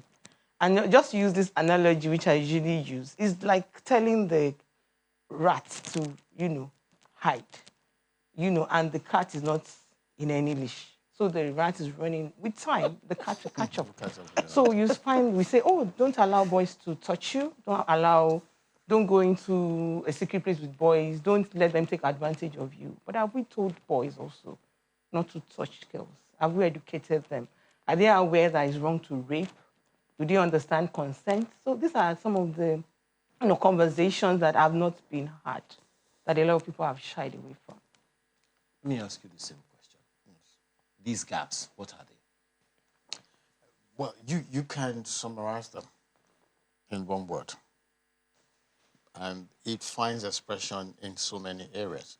I think she alluded to it. The gap is basically that of men being told they are better than women. It's as simple as that. Who is telling them? But it has been in our socialization. That is how we were raised. Yes. There are schools today where girls cannot compete for the post of prefect. It's reserved for boys. School. Yes. Mixed schools. Yes. In this Nigeria. In this Lagos. Lagos. It's a lie. I can So give there you cannot an be a innuendo. head girl. There can only be a head boy. Yes. And I said, Or a head prefect. There can be a head prefect. is a prefect. Some people still believe a pilot is a man. Some people who went to school still believe when you say, I'm a doctor, I'm expecting a doctor. And a woman shows up. Like, I thought you said a doctor is coming in.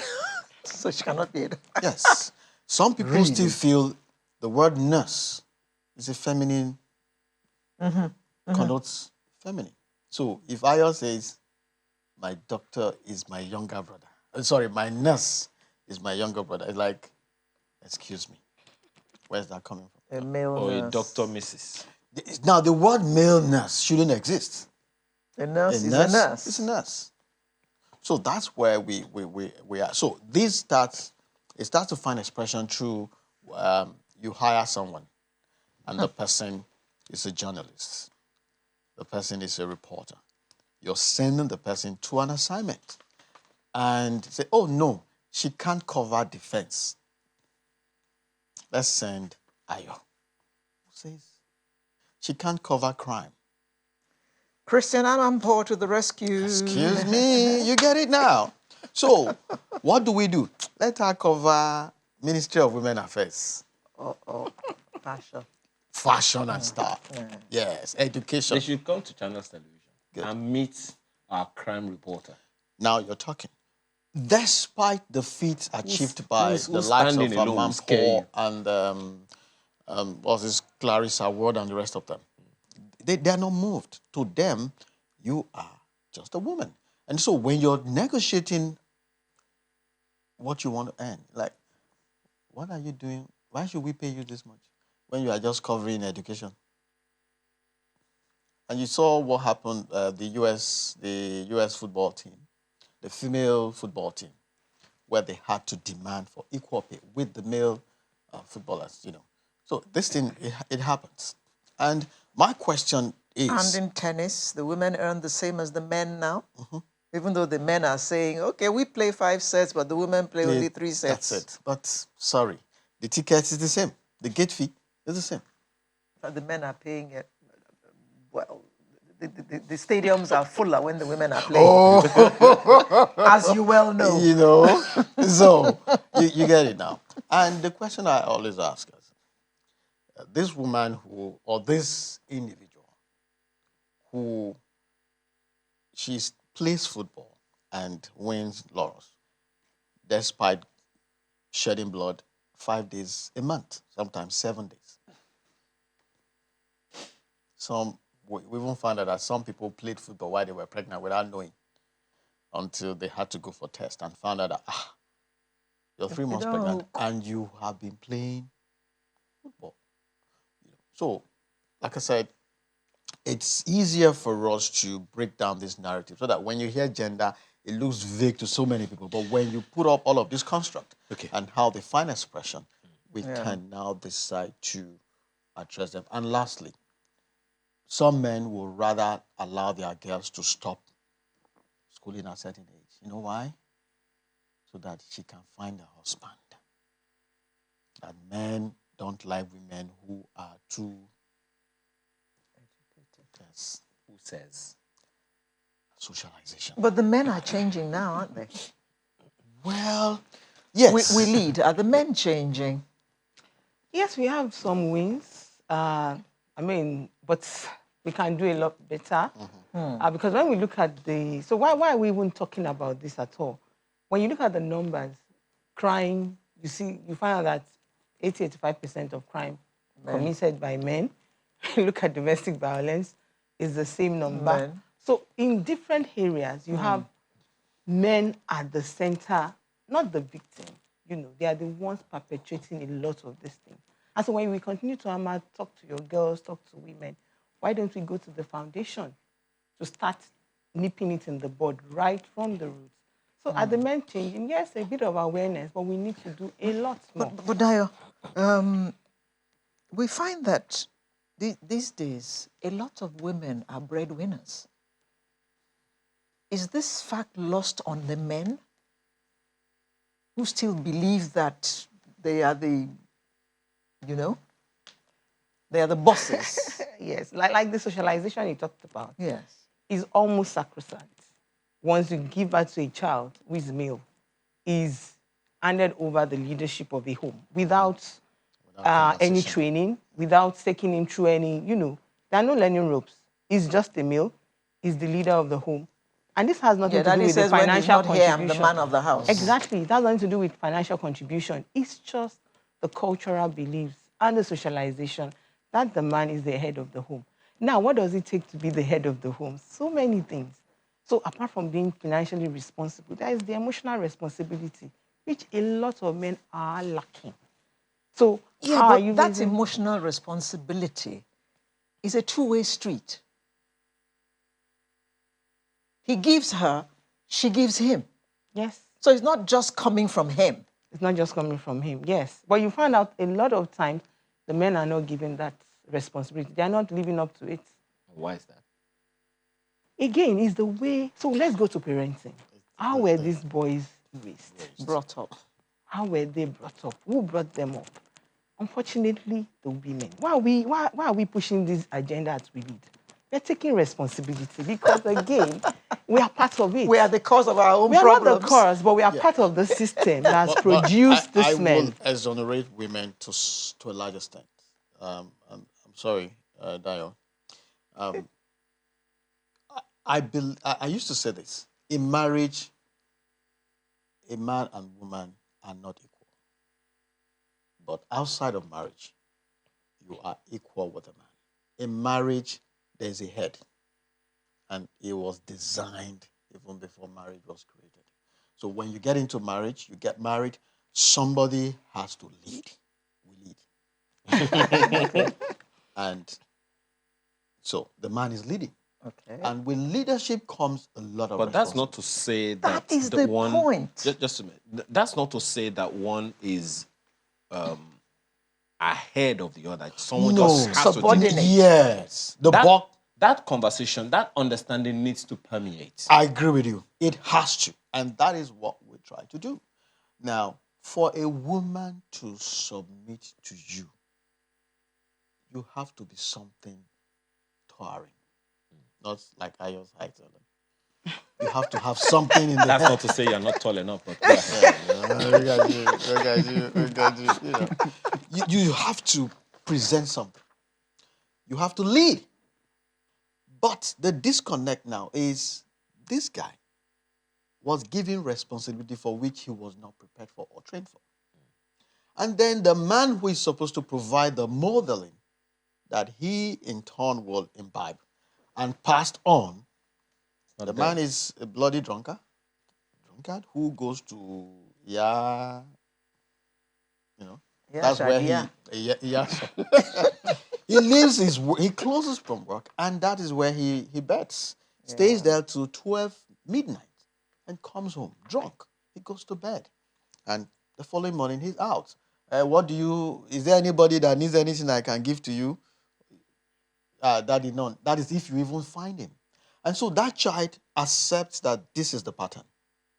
Then he's told, if he's not making enough money, he's told, you are not a man, no. You have to make money. You have to make money. In my place, Once you're 18, 20, you are still in your father's house. That's a problem. What place is this place? The East, of course. There's a point you get to, you have to leave the house. And what age is that place?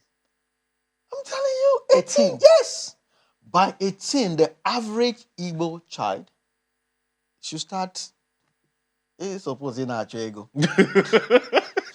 Start making money. You need to start to make money. At 18. Yeah. Isn't that But also at 18, in a way? most of you are still in school. So how do you do that? Most. Yeah. But you see, while you're school, don't you? I mean, Dio works with a lot of in-school kids. How many of the boys you work with, how many of them are schooling? They are schooling and they are working. Money, yeah. Most of the kids After in public school, schools, yes, they after work. school they work. They earn money.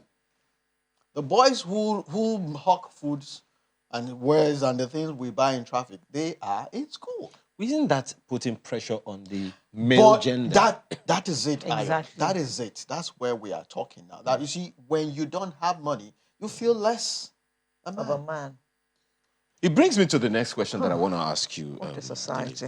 Because sometimes, most of the time, the young lady expects the young man to supply. Exactly.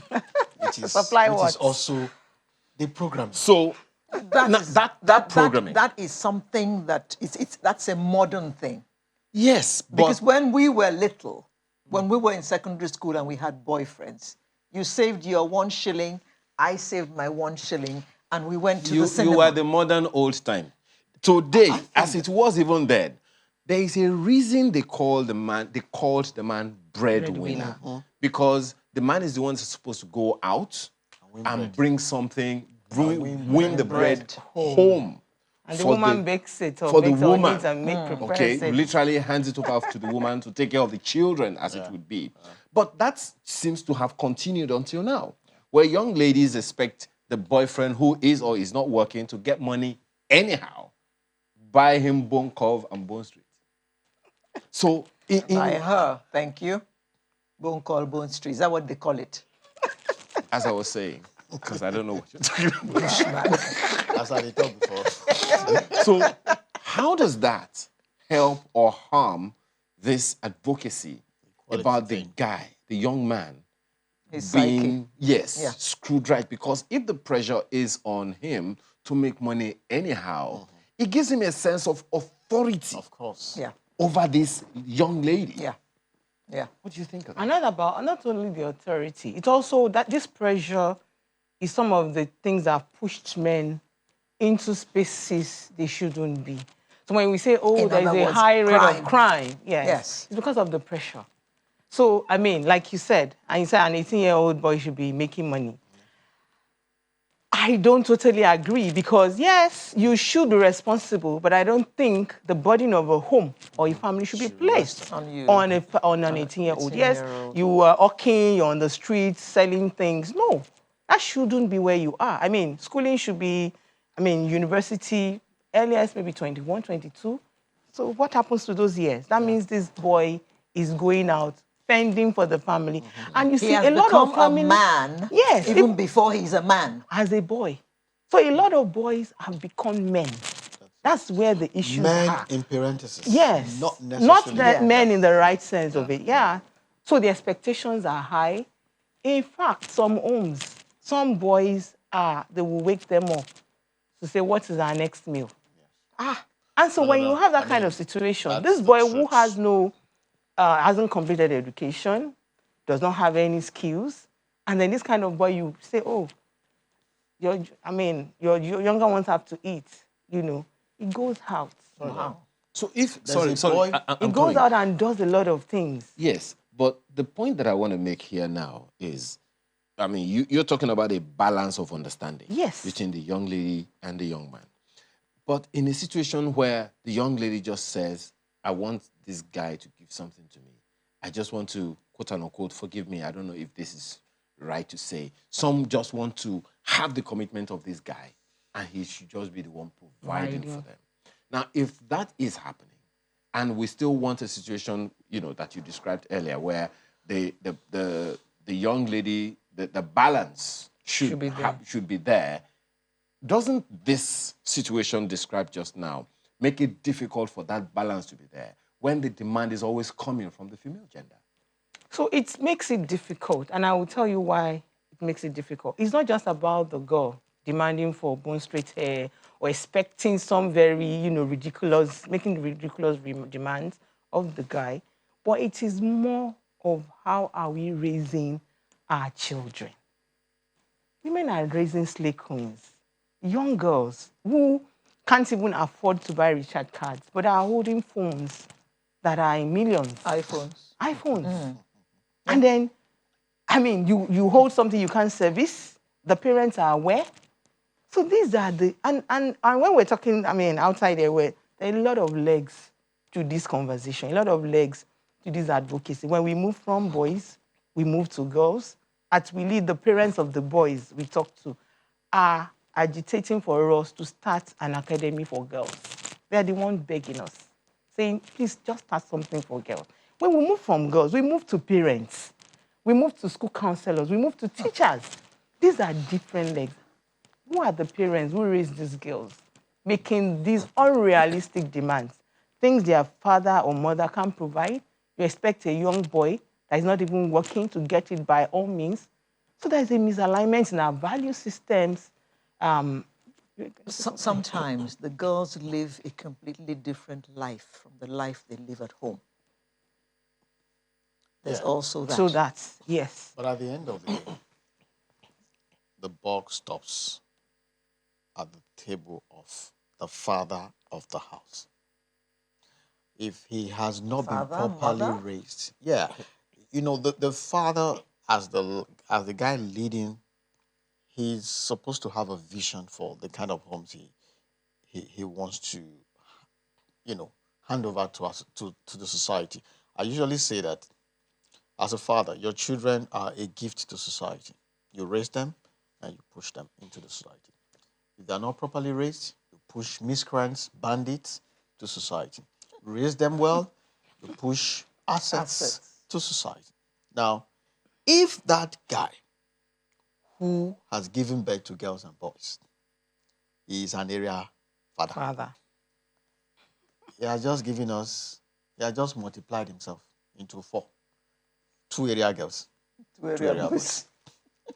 Those 2 area boys and area girls will meet their fellow area boys and area girls. There'll be a union. They'll give birth. They'll give birth to area children. But we have had situations, Kingsley, where the Yorubas say, when they born you finish, you go born yourself again. Okay. So there have been situations like that where some people redefine themselves. Exactly. These are turnaround kids. These are kids that at some point there is an intervention. You can't take away the point where there was an intervention. It could be faith-based. It could be in school. But something happens somewhere. There is a social intervention that redefines the course of that child. Okay. And then the child starts to see a better future. The child starts to redefine where he is going to. And then some of these toxic masculinity traits that we're talking about, perhaps he starts to break them. Some of which are, if you don't get money, hide your face. He will address that. Every woman is at your beck and call. Somebody will help him say, Oga, it's not like that. Not be so. Okay. And so on and so forth. And then the issue of 6 packs is what makes you a man, even when you don't have any pack upstairs. You get it? So, but we underestimate the need for that intervention. We underestimate, or rather don't even bring into conversation how to bring that intervention. Because I was telling Dayo while we were in the waiting room that every criminal today, at some point in their life, were in school. It brings me to the question that I want to ask you. He talked about that intervention. How do we multiply that?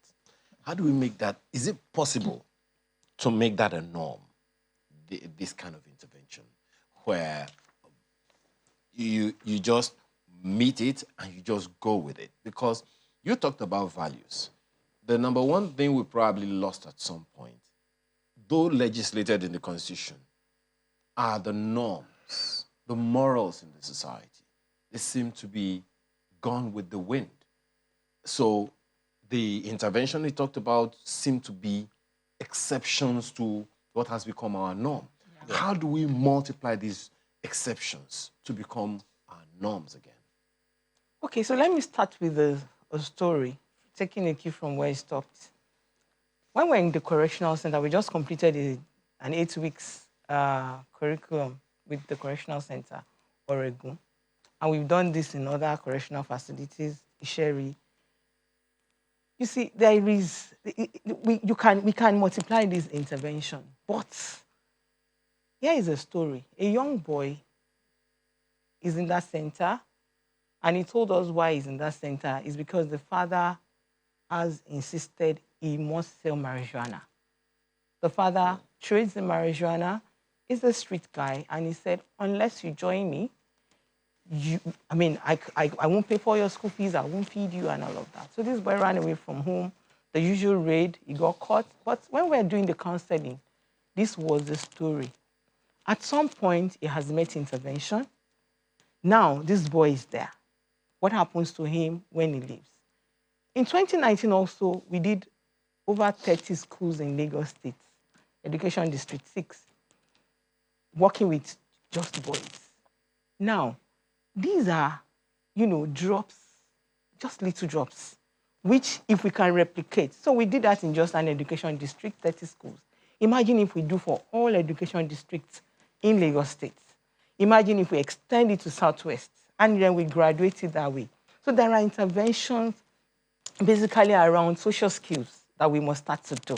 Character building. Some of this character building, peer pressure, substance abuse, delayed gratification, failing forward. I mean, when boys know that I don't need to be in a hurry to make money, they won't go into rituals.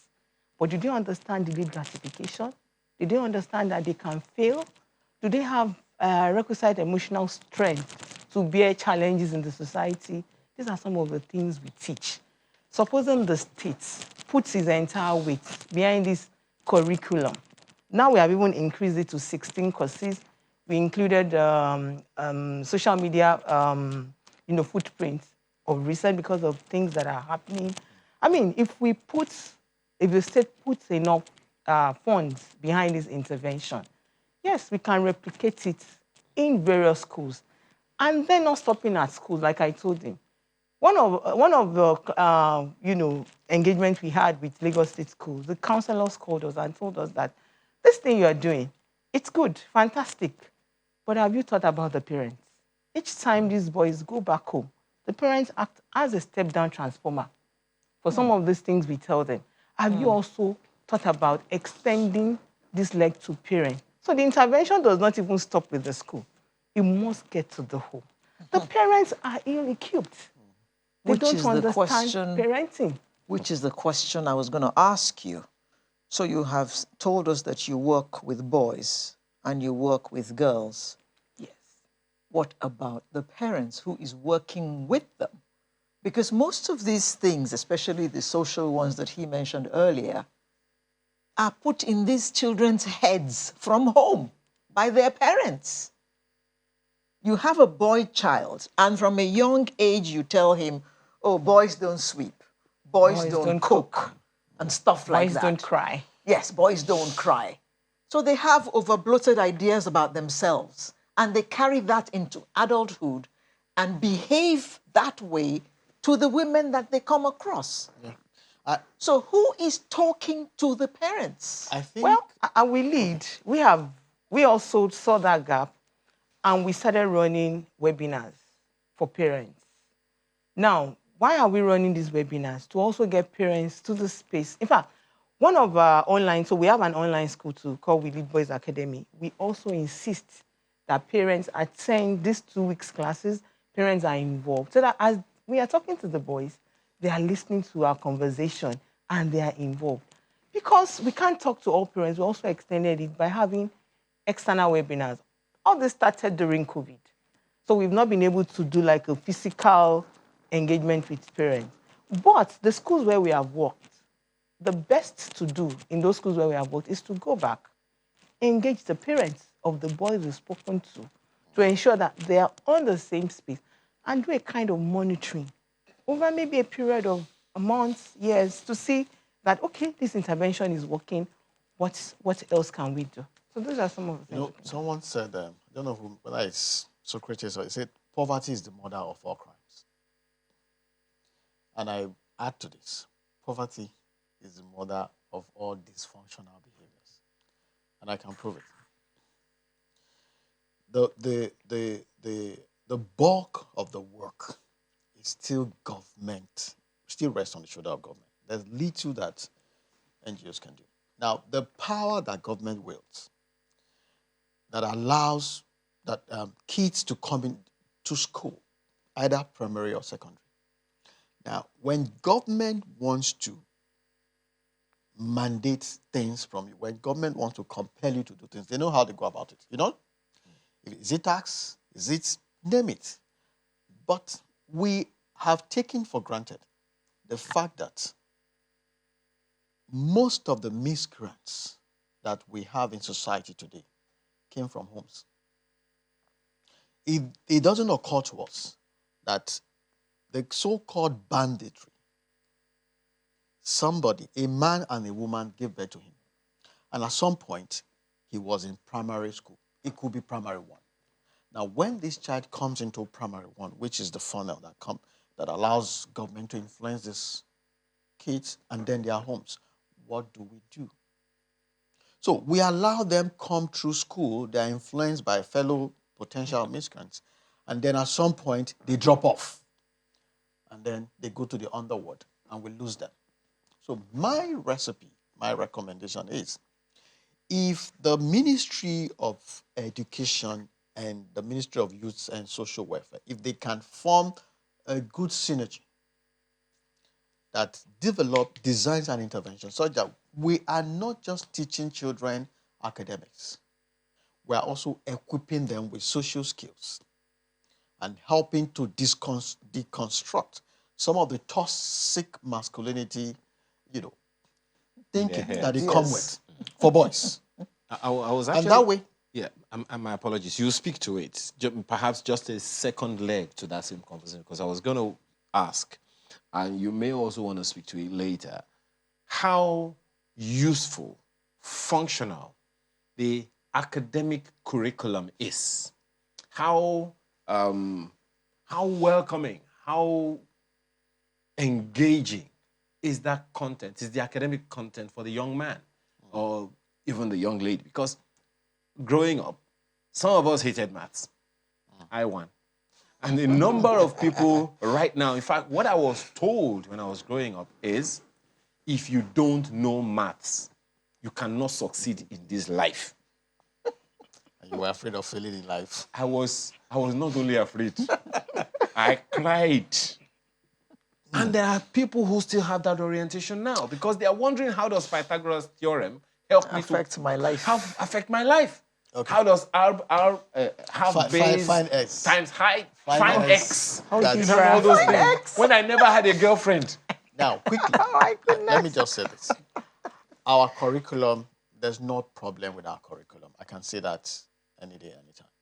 The problem with our curriculum is with those implementing it.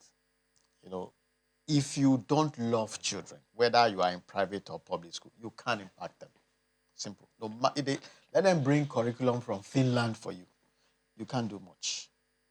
So we don't have a problem with our curriculum. Now, two, when children come into school, you have, in education, you have psychomotor, you have affective and cognitive. The academic, the learning, the sports, and the behavior. It is that behavior that we have a problem. That's where the issue is. That's where the issue is. Not the academics. We're teaching, we're trying. You still have kids in public school who best... My apologies. You are essentially saying this whole thing is a foundational problem. Yes! Now, let's assume that we have lost a generation. Now, you both are saying that we need to build a whole new generation altogether. Yes, and then influence even the one we've not And lost them influence the ones yeah, that, the older ones. What's the first step? I asked that question because about 70% of Nigerians are young. And whether we like it or not, they will, as let me use the King James language, beget another generation like themselves. Ayo, I think we've said that, we've discussed this, we've had this conversation before. And I remember my response to you was, we have to redefine what education is. This is the question I asked you, and you say we don't have a problem with curriculum. Hold on, education, I didn't say school. Okay. Education, when you hear Commissioner for Education, what comes to your mind? School. A woman. Book. Oh, sorry. School, book. But that is not education.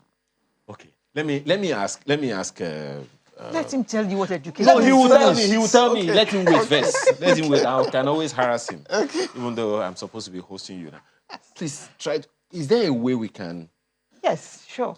So when we started, leaning towards SDG 4, which is education, a lot of people felt, when you hear education, it's the chemistry, biology, for the maths that comes to your mind. But you see, that's where the gap is.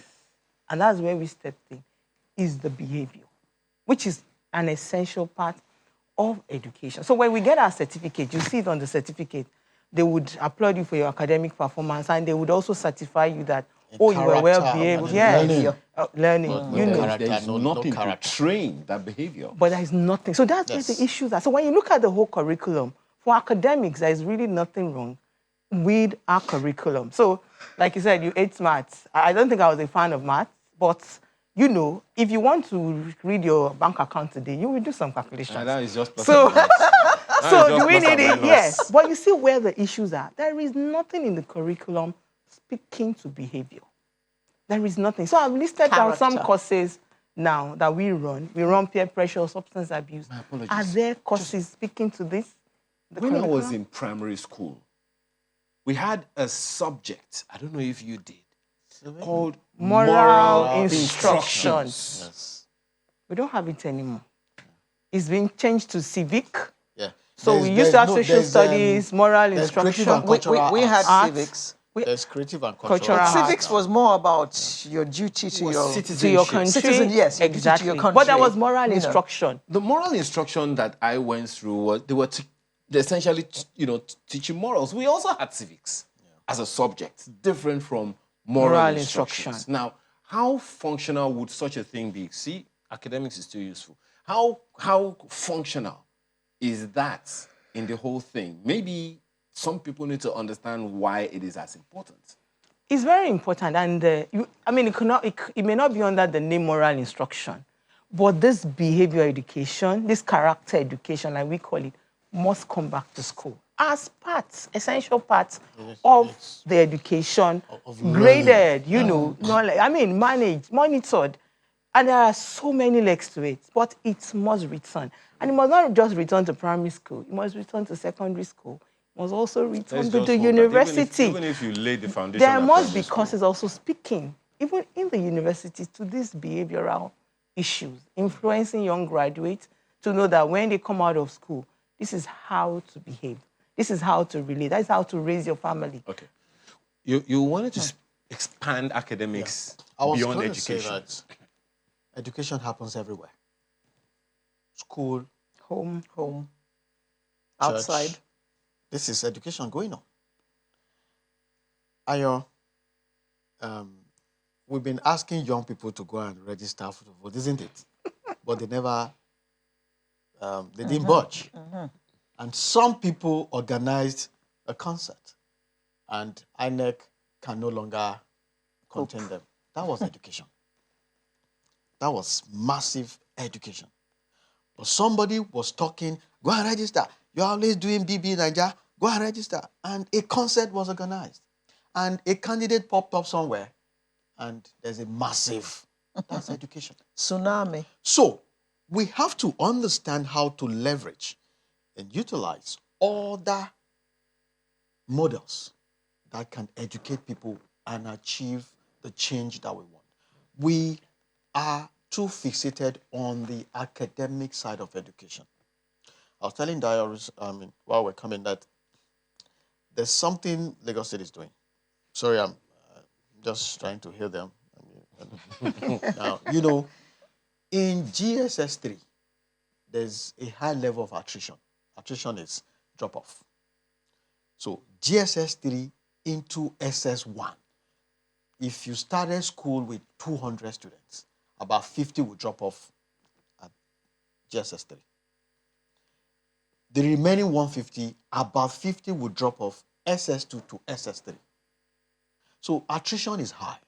And why do they drop off? Because they have not been properly taught. So when they are about to write entrance exams, they I go kukuma fail, let me just find my way. So when they find their way, they drop off school, they don't go to anywhere other than the streets. And some get pregnant like the girls, and So Lagos State designed a program that said, okay, don't drop off. Stay in school. But what do you want to learn? Oh, I want to repair GSM. Okay, come to school. Be repairing your GSM, but still stay in class. Do your favorite subjects and be moving. Once you know you have enough skill to repair phones and earn money, you can exit. So you leave school, but you have something. Which is one of the things. You get it? So it brings us back to, so the same way, if we want to mold character, which is the affective that is missing, we can still design a construct like this. But the problem is, do we want to? We'll hang that question, because obviously the question, the answer is not in this room. People have laid it at the foot of government. We have to thank you. Clearly, every time we have this kind of conversation, what I say very interesting, and it's just a conversation starter. That's because right. we never really can exhaust. But it's also important, Arya, to know who is doing what, so we can learn lessons and scale up. Because sometimes these things look like rocket science, but it's not. Well, we're going to have to give people your phone number and your phone number so that Oladile Ilori is a general advocate and founder of We Lead Network. Thank you so much for your time. Thank you very much for having me. As well as Kingsley Omomegbulem, who is an author. By the way, the book is titled When Fishes Climb Trees. Did you hear that? Yes, Sorry? Exactly. When Fishes Climb Trees. Fishes climb trees. Yeah. Well, it's you talk about it after this sign off. He is founder also of the Talent Hub, and he hosts a manhood show on radio. Thank you so much for your time this morning. Thank you so much. Sunrise is back after now with the home stretch. Please stay with us.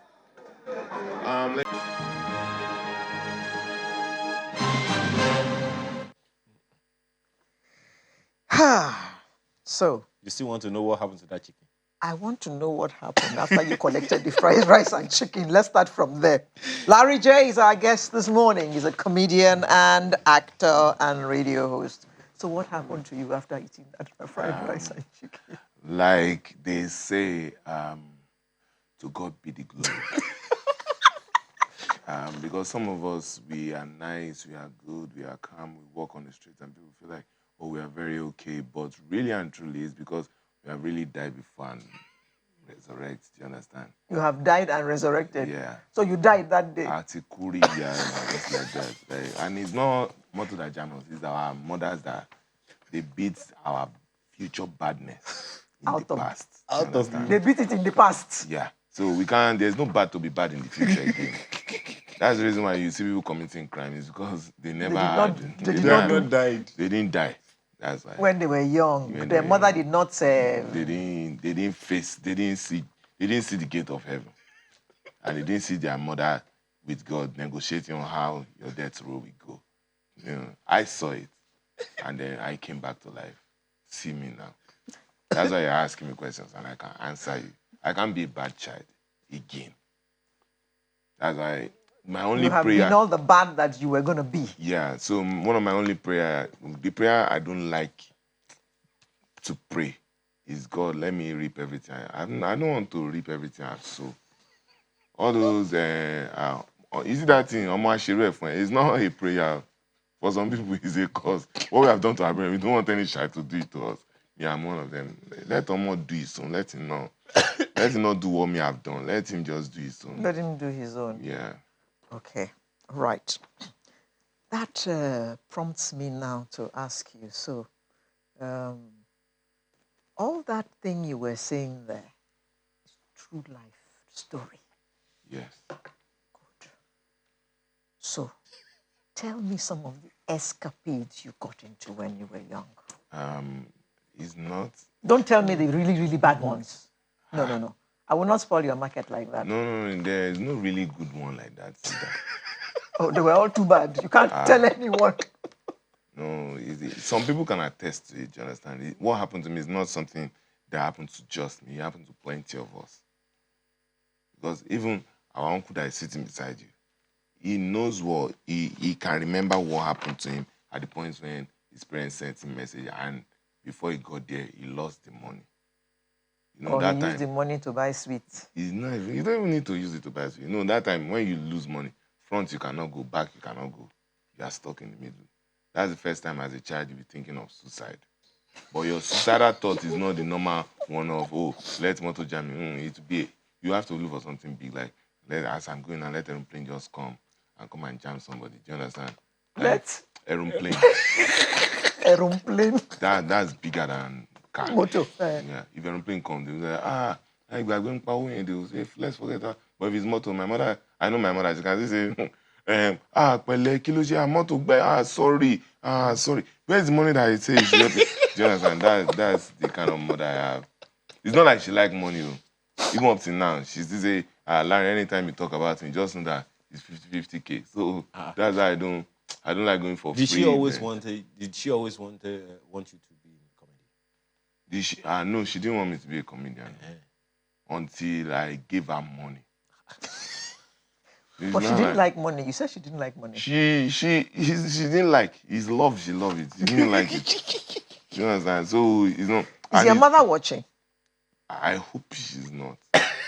That's why what they said to me that I didn't post it on our family WhatsApp group because I know I'll be talking about her and she'll tax me.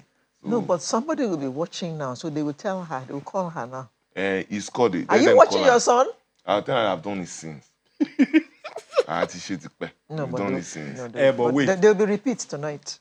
Wait. You should not repeat what you have done. It's somebody that failed that used to repeat. Don't repeat what you have done already. Let bygone You wanted be to bygone. say, how did she begin to accept your comedy? Yeah, it was when she realized that the 95 she had in mind was not going to work for me. How did she know it wasn't going to work? Because I'm a professional. I did project management. So I did ITL and I was meant to work with a project management company. But even during my course itself, like, I'm the only one that is in my set and we're meant to do professional exam. I did not do it. And they asked me, why didn't I do? And I'm like, I cannot use my money to go and pay for something I know that I will fail. Do you understand? So my mom was like, no, this is bad. Like, I did the course, I paid for it. But I started work with that and it was working, but it wasn't working. It was too stressful for me. I was struggling at it. But what gave me peace and ease was the fact that I love to make people happy. And then I met with some of my friends. I started doing and then I started taking stand-up comedy seriously. Not like I stopped. I've been doing it since when I was in school, which is Olabisi Onabanjo University. But I wasn't taking it seriously. I was looking for what to do. Like, this one, we can do it on the side. But what are we doing? So until I took it seriously, then it bring forth fruits. And then my mother was like, Mary, don't. I don't like this one. You be going out every Saturday. And then one Saturday I went out. I came back and I brought. It started with 20K. She was like, Muti am I worry? And I give them money. I was like, wow. The next day, the same thing happened. She was like, wow. She didn't And ask then when I started, no, she knew I was going out for jobs and the rest of it. Big shout out to Firstborn who took me in and was teaching me and everything. So sometimes when he has 2 gigs, you ask me to go and do one. I'll do it. You give me something. So it's the something that I was giving. It wasn't the real thing, no. By the time the real thing started coming, my mother was now acting as if I'm my husband. She was now befriending me like, she's listening to you. She was not listening in Jesus' name. She was not like, Larry, how will we pay for house rents now? You know, me that they be doing, you know, all those. My mother she's a fantastic woman. She'll be singing it when you are owing money in the house. She'll be singing it. So she brought us up in a way that we have to take responsibility. So no matter what you are doing there, as a man, you have to pay a bill in the house. So if neighbors come and cut lights, on, Mama. The person who is supposed to pay for lights, no. Everybody in the house, they're on your case. Like, how far? There's no light. What's happening? So that kind of thing. There is a story you told before. I don't think Alera is aware of that story. Where you threw the pepper, mommy said you should bring right away.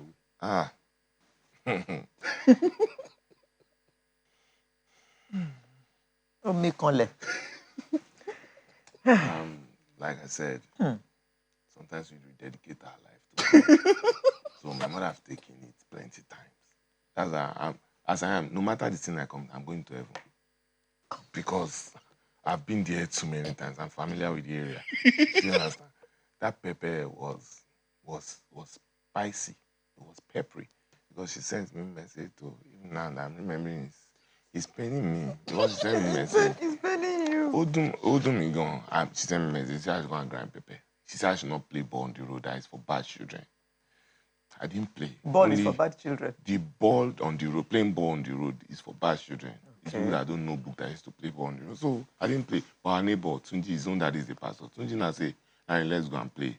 And they have been telling us in Bible knowledge that we should be hearing the voice of God. So I don't think devil can be using Tunji because his daddy is a pastor. His daddy, God calling. My own daddy is calling God. And God have not answered. Do you understand? So there's no balance in the equation. As you say, let's go and play. It's like Toss said, Lord, Larry, go and play. I went to play ball. My mother see me. She do as if she did not see me. As we go inside, as I see her, she now say, Larry, where were you? She gave me a knock. I did not talk. I said, I was reading. She said, which reading? Why is your leg brown? Why are you sweating? I said, I'm doing practical of the reading I'm reading. She was like, wow, my worry, mo be democula, practical, abi. And then when Yoruba woman tell you move democula, just believe her. There's a cooler she's really doing it more. There's a cooler she put it in. So there's a cooler she's doing it more. Yeah, on democula. Yeah, there's a cooler she's putting it in. So I now went to cut the pepper. Not like nowadays people grind pepper in their house. Those days we used to grind pepper in the pocket. As I was going, Tunji did not call me. On my way back, when I've grind the pepper, on my way back, Tunji now called me. Larry, I say, let's quickly play that. I said, and I think I didn't want to play. I wanted to say get it behind me, Satan, but he's behind me. He's not in front of me, so I cannot say get in front of me, Satan. So I just couldn't turn back and I look at him. And I said, but I think that God is the same yesterday, today, and forever. If He can save me that first time, there's only one knock. He can save me the second time. So I now put my pepper down. While we were about to play 1504 pass, great color. I know the plate number. He matched our post. As he matched the post, I say, Larry, should be your pepper is heavy. I say, let's quickly use it for the post. That's how we now use it for the post. As we use it, that's how we now say that we should go to the other side. So I'm on this side. My pepper is on that side. Excuse me, ma, have you watched Matrix before? Matrix happen in real life because that day, in Matrix, they'll fire bullet, the whole world will pause. That day, I fire shot, the whole world paused.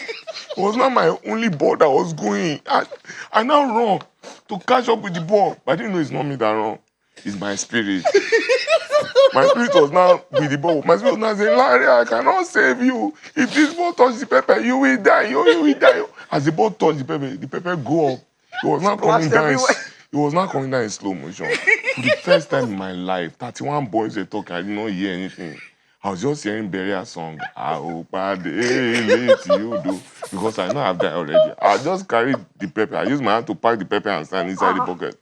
I was going to my shouting, Moku, I have died you. Moku, I have died you. As I reached I reached the house. My mother was saying, "You will not die in Jesus' name." I don't even bother myself to say amen because I know I will die this die. And she put me on my daddy's chair. I sit down. She give me Coke. I eat. She give me Fanta. I drink. She give me biscuits. I eat. She was giving me everything. I was collecting everything because I know it's Last Supper. I will still die last. Do you understand? There's a reason my Christian name is Emmanuel. It's for such a time as that. So as I was collecting everything, my mother now put oil on the fire. And she opened the baby. She started, Lare! I said, Ma, she said, Wakwele, you know? You will die this one first. So since that day, me and pepper, anything pepper, I don't like again. I'm not even eating pepper. It's only vegetable I eat. Why did she give you biscuit and Coke and No, everything? because she think bad thing happen. She don't know it's burial that happened. So she give me everything so that maybe I'll calm down because I was crying the cry already. So maybe I'll calm down. So as I was eating it, I know it's Last Supper. It's Last Supper. The wages of sin is die. It's not death, it's die. There's a difference between death and die. Death is the one that read people we die to take them. Die. That one is normal. Like, you have to die before you eventually die. Death. Yeah, before death. Do you understand? Before death. Even that's why Bible said that if Adam eat the apple, we die. You not say we dead. So that's why we are like this. Adam and Vita, for all of you have died. 14 years. What? You don't have questions again? 14 years after, what has been the story for you? Was comedy what you thought it would be before you got in? Knowing full well that everything evolves. Like comedy has grown from just being stand-up into comedy have grown from just being stage to film to series. All those Baba Sue, them, Jagade and Co. Those are comedy skits and stories and series to stand-up comedy, and then has evolved to skit making, and then we have something new that is also coming up, which I feel like it will take a turn very soon. Ordinary people would even. Have you ever gone to seen something funny and then you go to the comment section? You know, that's a laugh. That's a laugh on its own. So it's that way. It evolves. It grows every single time. So skit makers and stand-up comedians and some people are matching the two together, which is making sense. So as comedy is evolving, you have to evolve with it if you're in the craft. So as the way being a presenter is evolving, we all have to evolve with it. The way social media is evolving, we all have to evolve with it. So that's the way comedy has been. So you have to move with whatever it is you're doing. As the wind is not the wind, as it's growing, it's a growth. As it's growing, you need to be consistent enough to know, okay, now we have to turn. We have to, yeah. One of the things that I find quite intriguing about some comedians now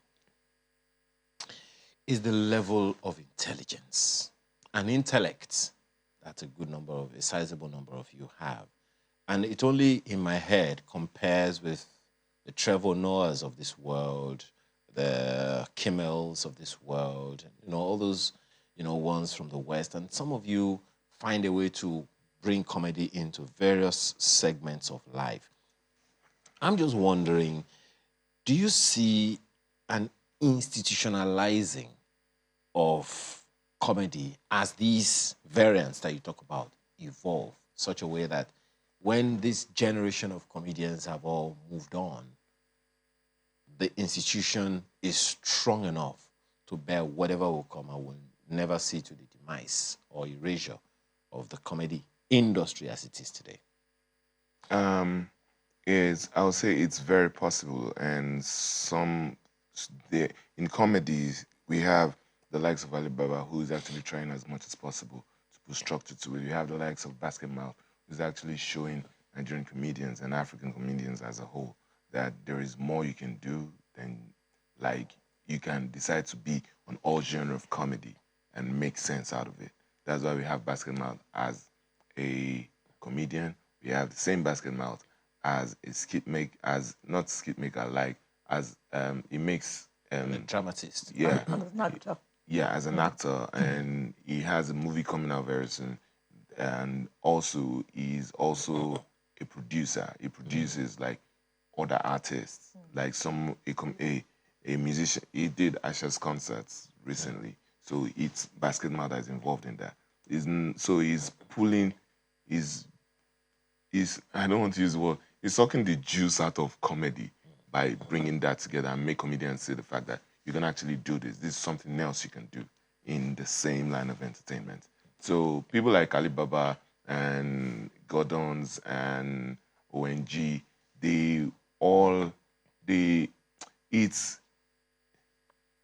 I think the answer to all of this is, I think we should actually go to Alibaba's page and see some things that he has in stock, because he literally has a comedy TV that is about to start, and he has all of that in check. All of these things you've mentioned, he has all of it in check. Like, so if you want to be a comedian, you know you have the talent, but you need to study some. Those people have things in there. He has a library of his own where you can actually go and do your research and see what comedy. He gave me a book that has changed my life. I'm not very, very good with titles, but ever since I held on to that book, because I was wondering how was one person put together 365 jokes in a year. So every year there's one page. Every day. Every day there. So that inspired me. Like, if this person can think about it, I should be able to. So it has always driven me like, okay, so I can actually create something out of my everyday life. I know everywhere that my own kind of comedy is ethical and it's something that has to do with people's everyday, people's experiences. So it has actually helped a lot. Okay. Olanrewaju Gregory, otherwise known as Larry J, comedian, Yes. radio host, and actor. That radio host is, I'm not the one that hosts it. It's someone that hosts it. It's not me that write that thing. It's another person that writes it for me. So I don't know when they put it. It's like when somebody help you do CV, so they now say your hobby is swimming, and you know you can't swim. So you don't used to swim in your family. Sorry, bless you. It can happen to anybody. The way it can happen to anybody. Anybody used to cough like that. Do you understand? So the radio was that in case there's radio work you want to give me, you can give me. I've not do it before. So to God, they always invite me. Like they have invited me now, and I say I'm the host. I'm not hosting. They host me. They are supposed to be hosted on radio. Gregory. I was hosted. They didn't know. I'm not the host. Thank you for coming. Have we finished?